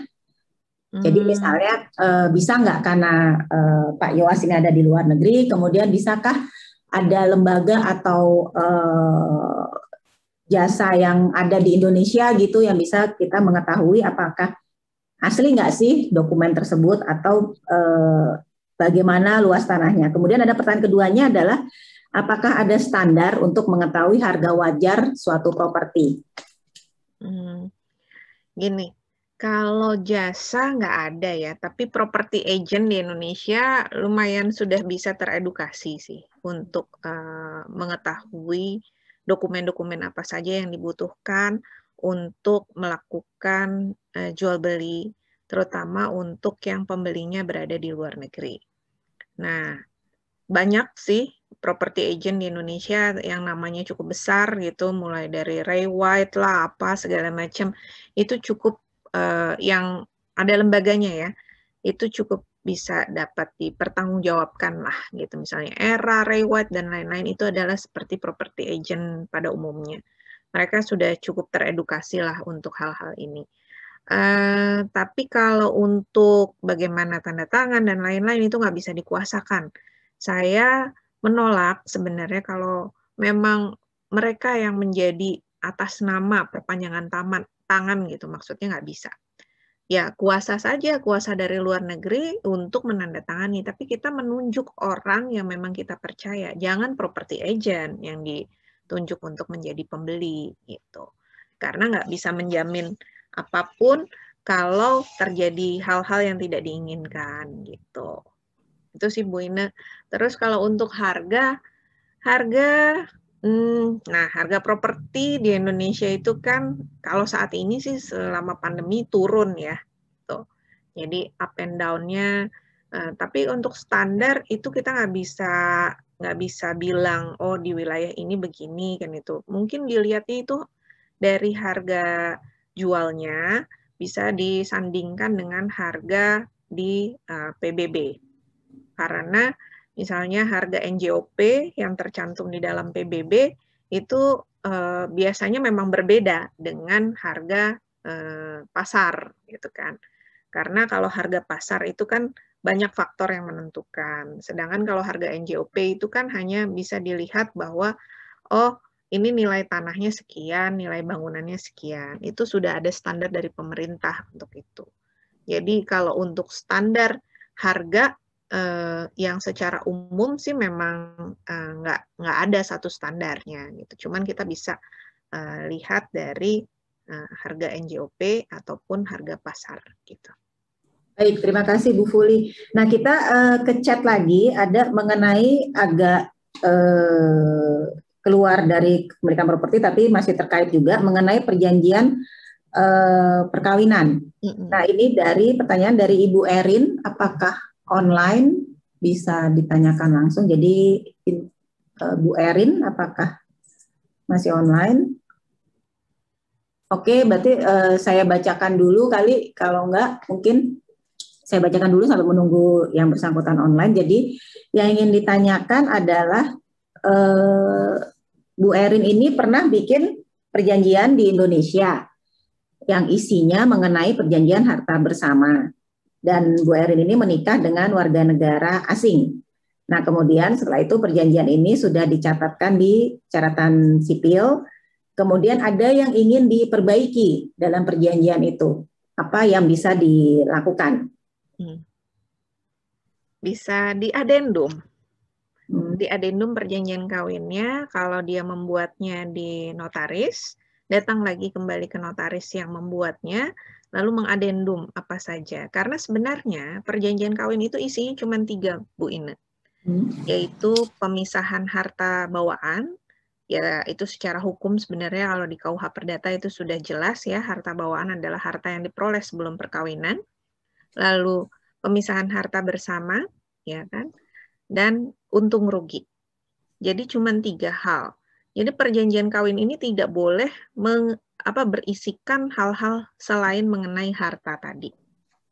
Jadi nggak ada kalau misalnya suami selingkuh didenda 500 juta gitu, nggak bisa. Atau kalau ada KDRT maka denda setiap KDRT itu 200 miliar gitu, nggak bisa. Jadi itu bukan hal-hal yang masuk ke dalam perjanjian perkawinan. Ya, namanya judulnya adalah perjanjian pemisahan harta perkawinan. Jadi hanya mengenai harta perkawinan saja. Gitu. Jadi penekanannya memang hanya kepada harta. Tapi kalau misalnya ada yang mau diadendum, silahkan datang kembali kepada notarisnya, minta proses adendum. Nanti pada saat pencatatan, ini kan sudah dicatatkan di catatan sipil. Proses pencatatan diperbaharui. Jadi nomornya nanti akan mendapatkan nomor registrasi yang baru karena sudah dicatatkan, sudah pernah dicatatkan terlebih dahulu, lalu sekarang ada adendumnya. Udah sih itu. Begitu. Baik, terima kasih Bu Fuli. Jadi untuk perjanjian perkawinan ini adalah hanya menyangkut tiga hal ya Bu Fuli ya, mengenai harta bawaan, harta bersama, kemudian mengenai untung rugi. Iya, betul. Nah, untung rugi ini apa nih? Saya juga baru dengar soalnya kalau untung rugi. Mungkin bisa untung rugi pendapatan Bu Ina. Oh, untung rugi pendapatan berarti jadi bisa mengatur mengenai misalnya pendapatan istri lebih besar daripada suami atau sebaliknya gitu ya Bu Fuli ya. Sama termasuk juga hutang piutang. Karena kalau dia sudah memiliki perjanjian pemisahan harta, itu tidak hanya memisahkan harta, tapi memisahkan liability juga, memisahkan hutang-hutangnya. Jadi bukan hanya hartanya yang bercampur, hutangnya bercampur juga kalau tidak ada perjanjian kawin. Tapi kalau ada perjanjian kawin, hutangnya itu menjadi tanggungan masing-masing. Gitu. Tapi kalau saya biasanya di dalam perjanjian kawin yang saya buat itu memasukkan ketiga hal tersebut tadi. Di dalam Undang-Undang Perkawinan memang tidak secara detail dijelaskan mengenai perjanjian kawin itu isinya apa saja, tetapi ada di dalam KUH Perdata mengenai tiga hal tadi. Oke, baik, terima kasih Bu Fuli. Kemudian kita ada pertanyaan lagi. Tadi ada dari Ibu Evi. Apakah misalnya ketika sudah membeli properti, baru kita ingin membuat perjanjian perkawinan, apakah bisa seperti itu setelah pembelian properti? Ataukah harus sebelum pemberian properti? Oke. Kalau belinya sebelum memiliki perjanjian pemisahan harta, maka itu menjadi harta bersama. Tetapi kalau sudah punya prenuptial agreement atau postnup ya, itu dibuat, maka itu menjadi tanggung jawab masing-masing. Jadi memang apalagi yang postnup ya, yang postnup itu kan setelah putusan Mahkamah Konstitusi itu berlakunya tidak bisa berlaku surut, tetapi berlaku untuk ke depan. Jadi untuk aset-aset yang akan dimiliki di kemudian hari. Jadi kalau yang lampau ya itu masuknya ke dalam harta bersama gitu.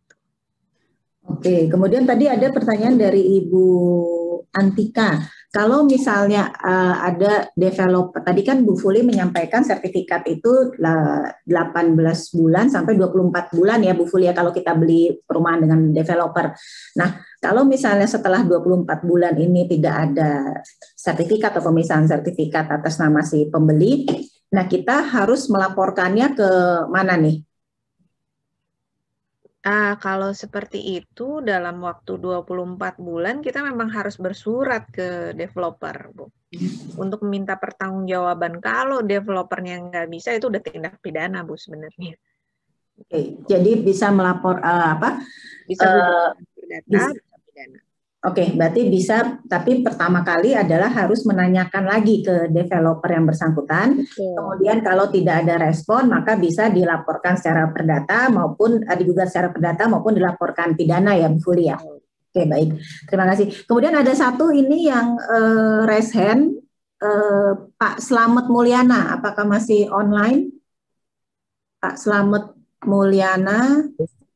Bu, masih online. Ya, silakan Pak Slamet Mulyana. Terima kasih Bu Ineke. Sedikit pertanyaan saya untuk Bu Fuli. Pak Slamet nih, sorry maaf, Pak Slamet di Indonesia, di Hong Kong atau di Indonesia. Oke, di Indonesia. Ya, Indonesia. Jadi, gini, saya pertanyaannya Bu Fuli. Kita membeli sertifikat tanah guna bangunan, tetapi yang berdiri di atas hak guna pengelolaan (HPL). Gimana kalau kita meningkatkan hak milik, apa bisa nggak kita tingkatkan ke hak milik gitu? Ya, langsung saya jawab ya Pak. Iya Bu. Di bawahnya adalah HPL, di atasnya HGB ya Pak ya. Nah, ya, kalau Bu, tanah dengan hak pengelolaan itu tidak bisa kita tingkatkan ya, bahasa awamnya kan peningkatan, padahal adalah permohonan haknya. Permohonan hak menjadi hak milik itu tidak bisa berasal dari hak pengelolaan, karena hak pengelolaan itu hak sekunder, Pak. Jadi kalau bawahnya hak guna bangunan, justru di atasnya hak pengelolaan, itu kita bisa. Kalau yang sebaliknya. Tetapi kalau di bawahnya HPL, itu nggak bisa, Pak. Karena HPL itu yang memiliki adalah pemerintah. Ini agak unik ya, karena HPL-nya di bawah, HGB-nya di atas gitu. Biasanya itu hanya diberikan kepada gedung-gedung pemerintahan, lalu untuk ke kawasan-kawasan yang misalnya komersil, itu bisa digunakan dengan hak pengelolaan gitu Pak. Tapi kalau untuk dijadikan tanah hak milik, itu nggak bisa. Karena hak milik itu hak primer Pak. Jadi nggak bisa dia turun dari hak sekunder. Baik, terima kasih Bu Fuli. Nah, ini ada yang raise hand lagi. Ini tadi kayaknya yang mengenai ini, apakah bisa membuat perjanjian perkawinan sebelum atau setelah membeli properti. Ibu Evi Seguin, mungkin ada yang ingin ditanyakan langsung. Silakan Ibu Evi. Terima kasih waktunya. Maaf ini selamat siang, saya selamat malam, saya dari Kanada. Saya ya. Silakan Bu Evi. Ya, saya beli rumah itu atas nama saya pribadi. Dari beli sampai saya urus sertifikat itu tidak ada masalah. Pada masa pandemik saya mau jual, ternyata saya ada masalah dari pihak agen saya, dia minta pernut surat perjanjian nikah. Dan saya tidak bisa mengeluarkan karena waktu saya beli rumah, saya dari notaris cuma menunjukkan surat waris dari suami saya. Karena waktu kita nikah dari pihak agen yang ngurus itu, dia menganjurkan untuk membuat surat waris. Jadi di surat waris tertulis menyatakan bahwa suami saya meninggal, semua harta kekayaan yang di Indonesia menjadi milik istri. Jadi selama saya beli atau saya usaha di Indonesia, waktu saya tinggal di Indonesia, saya hanya megang itu surat waris itu udah cukup. Dan waktu pandemik itu saya jual, saya terjenggal karena saya nggak bisa mengeluarkan surat pisah harta.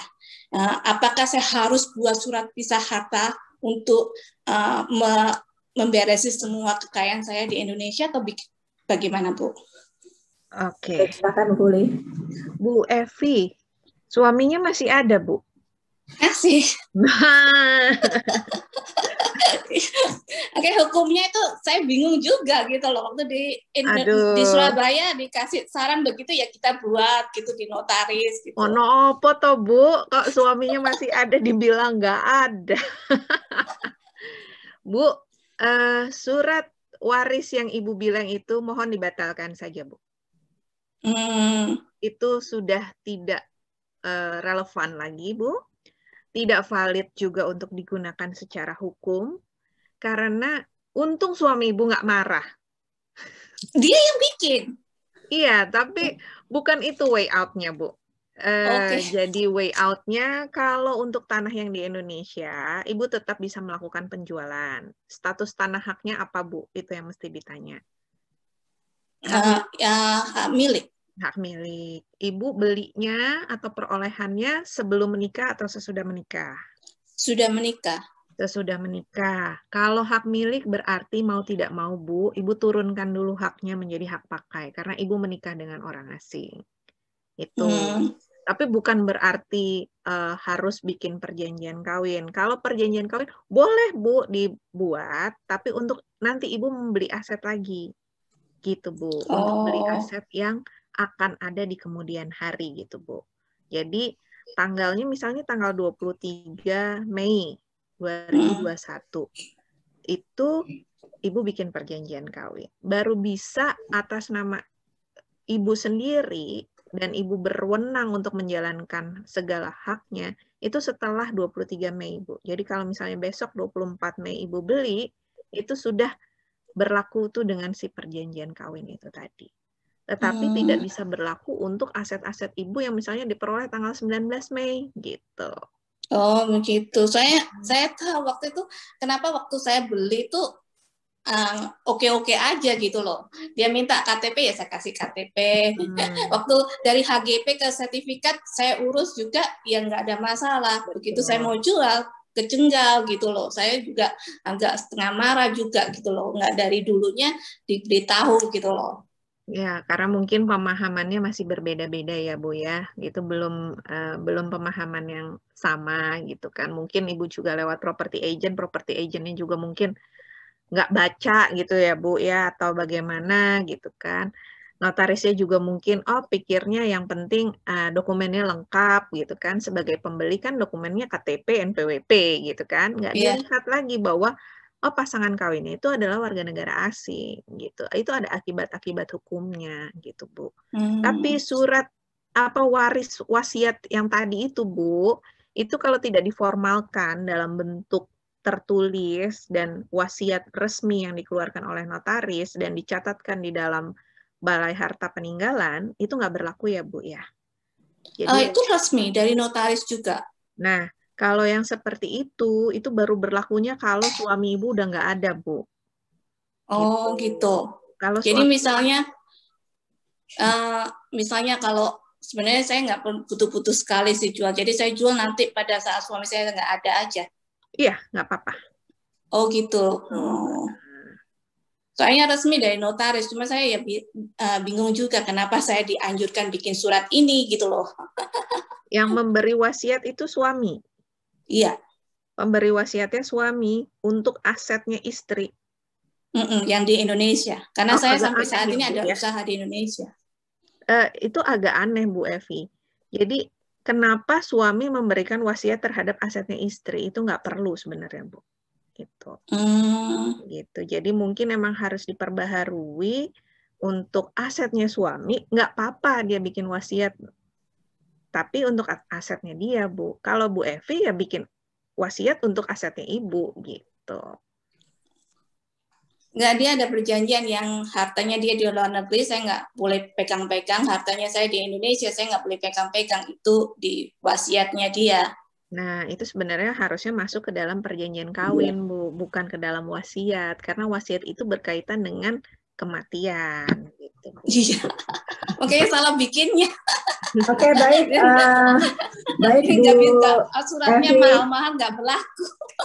Ya, baik. Terima kasih Bu Evi pertanyaan. Jadi mungkin kita tadi sudah disampaikan oleh Bu Fuli bahwa perjanjian kawin itu sebelum atau setelah perkawinan itu adalah mengenai 3 hal ya Bu Fuli ya.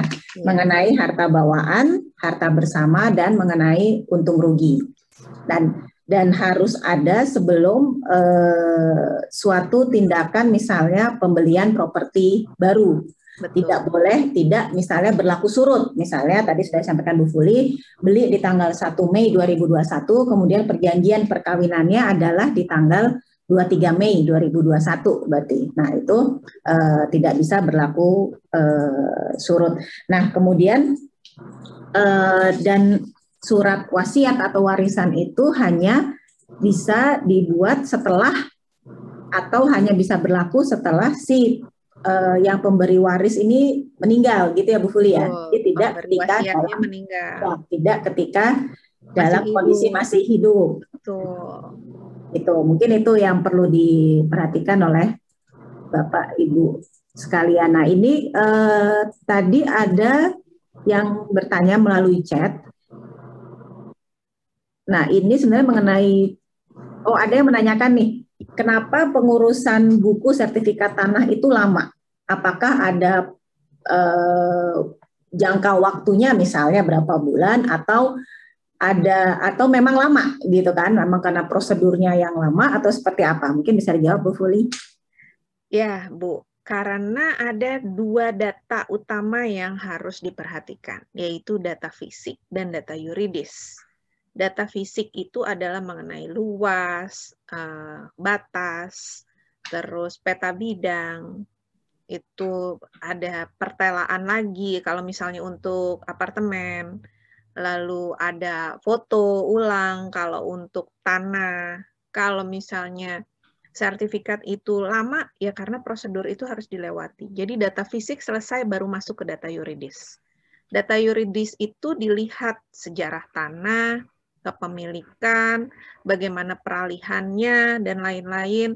Apakah dia diperoleh dari waris, apakah diperoleh dari permohonan hak pertama kali, apakah dari hak milik adat, ataukah dari kegiatan yang dilakukan oleh BPN untuk pensertifikatan secara sporadis gitu.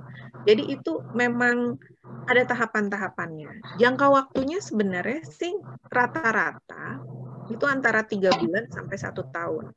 Tergantung di kantor pertanahannya. Kalau misalnya kantor pertanahannya tidak membawahi banyak kabupaten, tidak membawahi banyak kecamatan, jadi itu mungkin bisa cepat. Karena kan di setiap tingkat kecamatan, lalu ada kabupaten kota yang memiliki satu kantor pertanahan. Nah, kantor pertanahan inilah yang bekerja untuk beberapa kecamatan. Kalau di tempat saya aja lah ya, di kantor saya, di Kabupaten Tangerang itu kecamatannya sangat banyak. Itu rata-rata kalau untuk yang mulai dari Girik ya, itu sekitar 6 bulan sampai 1 tahun. Itu untuk pensertifikatan pertama kali. Tapi mungkin kayak di Serang yang lebih sepi gitu misalnya, itu dalam waktu 3 bulan juga sudah keluar sertifikatnya. Jadi memang jangka waktunya itu tergantung berapa besar wilayah yang dinaungi oleh si kantor pertanahan tersebut gitu. Kalau sekarang sudah digital itu jauh lebih cepat karena kan tadi data-datanya kan sudah ada sebenarnya di database, cuman memang harus dicek kembali, harus memang ada ketelitian. Kita nggak bisa buru-buru karena ini kan dokumen yang sifatnya sangat sangat berharga gitu kan. Jadi tidak bisa sembarangan untuk membuat sertifikat. Gitu. Demikian Bu. Maaf Ibu tadi, maaf Bu Ineke tadi saya yang bertanya dan apa namanya? Ini yang saya tanyakan ini bukan 6 bulan. Mohon maaf Bu, Ibu siapa ini Bu? Bu Heni. Oh Bu Heni Bu. Iya maaf mohon maaf. Saya Heni dari Ponorogo Ibu. Ini memang saya tanyakan ini sangat lama sekali.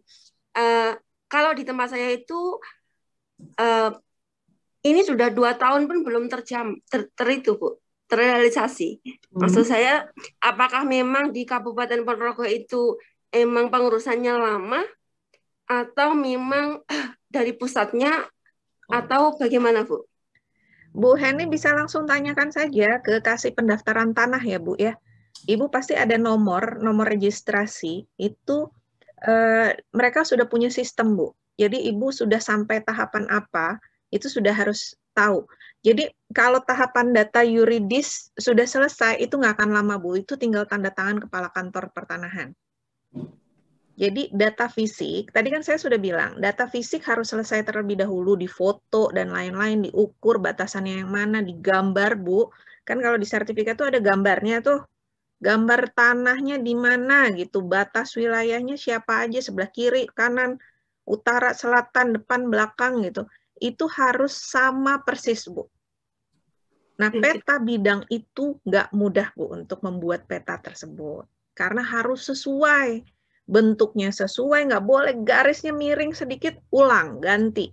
Karena dianggapnya nanti kalau tidak sesuai dengan peta bidang yang ada, itu palsu. Begitu Bu Heni. Jadi Bu Heni bisa memantau sejauh mana prosesnya itu, kalau Bu Heni pegang dokumen, surat penerimaan waktu itu, penerimaan berkas. Jadi Ibu pantau aja surat penerimaan berkas, rajin Bu bertanya, kepala seksi ya Bu, kasih pendaftaran tanah gitu ditanyakan, ini sudah sampai di mana Pak prosedurnya? Kalau dari pusat nggak ada ikutan-ikutan Bu, maksudnya. Ini kan saya menanyakan, apakah itu dari pusat seperti itu? Oh terus enggak, ini apa perbedaan? Di bawahnya ada berapa kecamatan Bu? Apakah sangat sibuk misalnya? Kalau yang sporadis, bahkan kemarin Pak Jokowi kan membuat, ini kan pencanangan dari Menteri Agraria itu dari 2023 itu sudah sertifikat seluruh Indonesia. Nah itu sporadis Bu, itu cepat. Kurang dari 1 minggu semua sudah punya sertifikat Bu. Siap-siap Ibu. Karena kalau di Ponorogo itu terutama yang itu Bu, kertas pipil itu Bu. Pipil itu apa? Saya juga kurang jelas ya. Saya kan di Hong Kong dikasih tahu sama orang tua kalau pipil itu cepat. Tapi apa itu pipil? Apakah itu bisa menyakiti? Bukan ya Bu ya? Bukan sertifikat ya Bu. Itu sama dengan GIRIK Bu. GIRIK bukti pembayaran pajak sebenarnya. Oke. Ibu terima kasih, sangat dipahami. Terima kasih Bu Heni. Jadi lama tidaknya memang tergantung BPN setempat ya Bu Fuli ya. Tergantung BPN setempat. Kemudian misalnya ternyata lama, maka kita harus rajin menanyakan ke kepala seksi pendaftaran tadi Bu Fuli ya, di BPN ya Bu Fuli ya, di BPN setempat, dengan membawa nomor pendaftaran yang waktu itu. Dan memang ada tahap-tahapnya tadi ya, dari pemeriksaan fisik, kemudian baru pembuatan sertifikatnya yang memang berbeda-beda di semua daerah. Begitu Bu Fuli ya? Betul. Baik. Nah, kemudian sepertinya belum ada pertanyaan lagi. Nah, ini ada sih yang menanyakan, tapi kayaknya ini jadi saya menjawab. Jadi ada yang bertanya dari Pak Helmi nih, untuk dokumen kepemilikan aset di luar negeri dalam bentuk apa, sertifikat, dan bagaimana cara mengecek keaslian dokumen properti di luar negeri. Nah, saya nggak tahu nih Pak Helmi ini di luar negeri mana, tapi kalau di Hong Kong, sekedar informasi, semua dokumen itu kepemilikan properti, tanah, apartemen maupun rumah itu tercatat di land registry. Jadi di Hong Kong ini sangat rapih nih Bu Fuli nih. Jadi satu building misalnya, satu gedung apartemen, karena di sini hampir semua dalam bentuk apartemen itu mempunyai bundel masing-masing. Dan itu semua tercatat di land registry dari tahun dulu, tahun pertama kali diperoleh atau dibangun apartemen ini, kemudian akan tercatat. Misalnya tercatat apakah ini menjadi hak milik ataukah pernah diagunkan atau seperti apa. Nah, ketika di Hong Kong maka itu bisa dicek di land registry namanya. Ini unstable ya.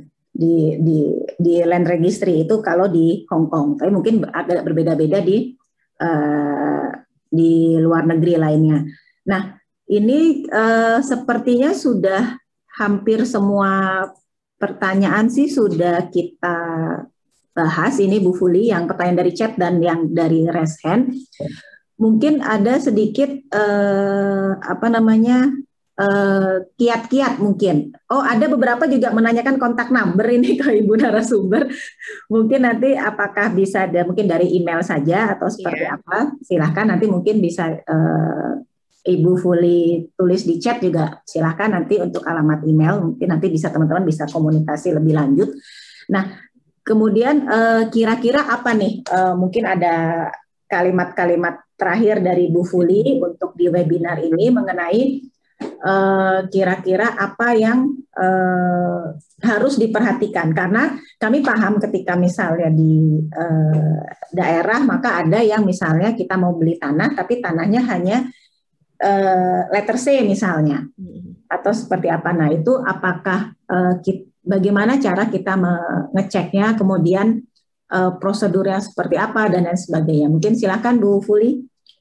Oke, terima kasih Bu Ina. Jadi sebelum saya mengakhiri, untuk Bapak Ibu yang berada di luar negeri, terutama jangan khawatir untuk membeli aset di Indonesia itu bukan sulit, bukan suatu hal yang sulit. Prosedur yang hati-hati tetap harus dijalankan, terutama untuk adanya kepastian dari dokumen-dokumen dan status tanah yang Bapak Ibu akan beli. Status tanah yang tertinggi, bukti kepemilikannya adalah di dalam bentuk sertifikat. Jadi memang sertifikat ini penting untuk dijaga, dirawat, dan disimpan dengan baik, karena itu adalah bukti kepemilikan yang sah. Nah, untuk prosesnya bagaimana tadi sudah disampaikan, jadi Bapak Ibu tidak usah khawatir kalau ingin membeli properti di Indonesia. Tidak perlu melalui tangan-tangan lain yang misalnya untuk atas nama lain, bisa langsung atas nama Bapak dan Ibu secara langsung, yang nama Bapak dan Ibu akan langsung tercantum di dalam sertifikat tersebut. Jadi Bapak dan Ibu bisa langsung menghubungi pejabat pembuat akta tanah di tempat wilayah yang akan dibeli tanahnya atau propertinya, dan bisa didiskusikan dengan tadi pengetahuan yang sudah saya sampaikan. Semoga membantu ya Bu Ine, Bapak Ibu semua. Baik, terima kasih Bu Fuli. Semoga bermanfaat nih, banyak banget yang bertanya. Nanti mungkin harus diberikan sesi khusus ini mengenai bagaimana tips mengetahui apakah suatu aset ini benar atau tidak dan lain sebagainya, atau bahkan mengenai perjanjian perkawinan nih, karena kan banyak beberapa yang mengalami permasalahan di kemudian hari. Baik, karena ini juga waktunya juga sudah mau habis, tapi masih ada satu saya bilang tanah dari sini. Nah, ini mengenai ketika misalnya ada pertanyaan Bu Fuli, satu pertanyaan terakhir mungkin. Nah, ini bagaimana, apa proses yang harus diambil kalau saya membeli sebidang tanah dari A, itu tanah waris, nama si almarhum dari orang tua si A. Nah, apakah kita harus, apakah prosedurnya? Apakah kita bisa langsung membeli begitu saja? Karena ini juga hanya membeli separuh, mungkin tanahnya besar, jadi hanya membeli separuh. Nah, itu prosedurnya seperti apa? Ini pertanyaan terakhir, Bu Fuli. Yang paling penting adalah tadi, keterangan siapa ahli waris yang sah, itu penting sekali. Jadi prosesnya harus balik nama ke ahli waris, dari berdasarkan surat keterangan waris yang dibuat oleh lurah dan camat, nanti diproses balik nama warisnya terlebih dahulu kepada ahli waris, misalnya ahli warisnya 2 orang atau 3 orang, anak-anaknya, lalu nanti Ibu Santi ya, Bapak nih, langsung bertransaksi kepada si ahli waris. Jadi nama ahli warisnya itu misalnya ada 2 atau 3 itu nanti akan tercantum. Jadi atas nama orang tuanya yang meninggal itu dicoret lalu diganti dengan nama ahli warisnya. Nanti 3 ahli waris itu dicoret ganti nama pembeli yang baru. Pembelian hanya sebagian itu bisa. Jadi nanti sekaligus saja proses untuk akte jual beli dan balik nama itu langsung ada proses pemecahan sertifikat. Jadi sertifikat yang baru yang diterima adalah hanya sebagian dari bagian yang dibeli gitu. Oke, baik, terima kasih Bu Fuli, semoga menjawab ya. Baiklah, ini sudah jam 1 di Hong Kong, jam 12 di Indonesia. Jadi saya mau menyampaikan terlebih dahulu ada 5 penanya dari Hong Kong yang terpilih untuk mendapat voucher pulsa 200 Hong Kong dolar yang sangat bermanfaat sekali. Ini Bu Fuli bisa buat WhatsApp dan telepon ke Indonesia dari Telin. Yang pertama adalah Ibu Apit Priyatna, nanti panitia akan menghubungi yang bersangkutan. Kemudian Ibu Nur Asia, Ibu Ayu Rahayu, Ibu Erin, dan terakhir Ibu Heni yang masih di Hong Kong. Ibu Heni yang ada di rumah sudah nggak boleh dapat ya, yang dari Indonesia. Ini Ibu Heni yang masih ada di Hong Kong. Baiklah, jadi demikian kegiatan webinar hari ini. Kami dari KJRI Hong Kong mengucapkan banyak terima kasih kepada Ibu Fuli Handayani Ridwan yang sudah memberikan waktu dan ilmunya, kemudian berbagi wawasan kepada kita semua. Semoga bermanfaat bagi kita semua dan insya Allah kita akan bertemu di lain waktu. Oh ya Bu Fuli, mungkin bisa dikirim alamat emailnya, mungkin bisa ditulis di chat kalau misalnya teman-teman ada yang mau berkomunikasi lebih lanjut. Jadi yang terpenting, mungkin saya sambil merangkum kegiatan hari ini, yang terpenting adalah pertama adalah kita harus terkait kepemilikan properti. Yang pertama adalah kita harus mengetahui semua dokumen terkait properti yang akan kita miliki, dan kita juga harus tahu atau dokumen-dokumen apa saja yang diperlukan. Jadi jangan sampai misalnya kayak tadi contohnya ada teman-teman tadi membuat dokumen yang sebenarnya tidak perlu dibuat. Jadi ini juga untuk sebagai efektivitas dan efisiensi. Dan jangan takut untuk membeli properti di Indonesia. Mungkin begitu ya Bu Fuli ya. Mungkin Bu Fuli ada yang mau disampaikan terakhir sambil menutup acara ini. Silakan Bu Fuli. Saya rasa sih cukup ya Bu Ina, bahwa warga negara Indonesia itu diutamakan untuk membeli hak atas tanah di Indonesia. Jadi jangan takut karena hak kita memang hak bangsa Indonesia itu diutamakan di Indonesia. Jadi silahkan membeli properti di Indonesia, apalagi kalau masa pandemi saat ini itu properti lagi turun, Bu. Jadi silahkan, mungkin kalau ada yang mau berinvestasi silahkan di Indonesia. Uangnya yang ditabung bisa ditabung dalam bentuk aset kan nantinya ke depan. Gitu. Baik Ibu Ina, terima kasih banyak.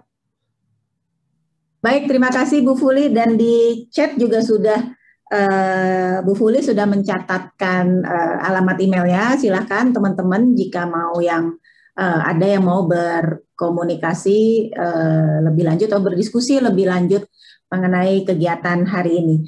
Saya mengucapkan terima kasih bagi teman-teman semua, bagi Bu Fuli, bagi teman-teman semua yang telah bersedia mengikuti kegiatan hari ini. Nantikan webinar berikutnya di minggu depan di tanggal 30. Ini juga tidak kalah menarik.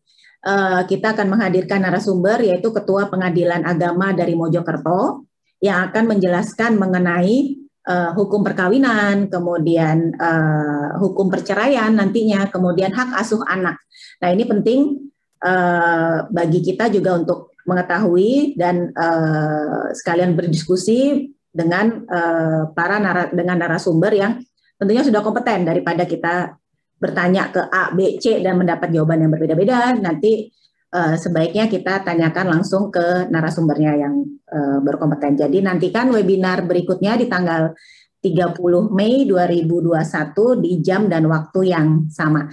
Terima kasih teman-teman, minal aidin wal faizin juga, mohon maaf lahir dan batin. Semoga kita semua selalu diberi kesehatan dan ketabahan menghadapi pandemi ini. Semoga kita selalu diberikan usia yang bermanfaat dan bawa berkah bagi kita semua.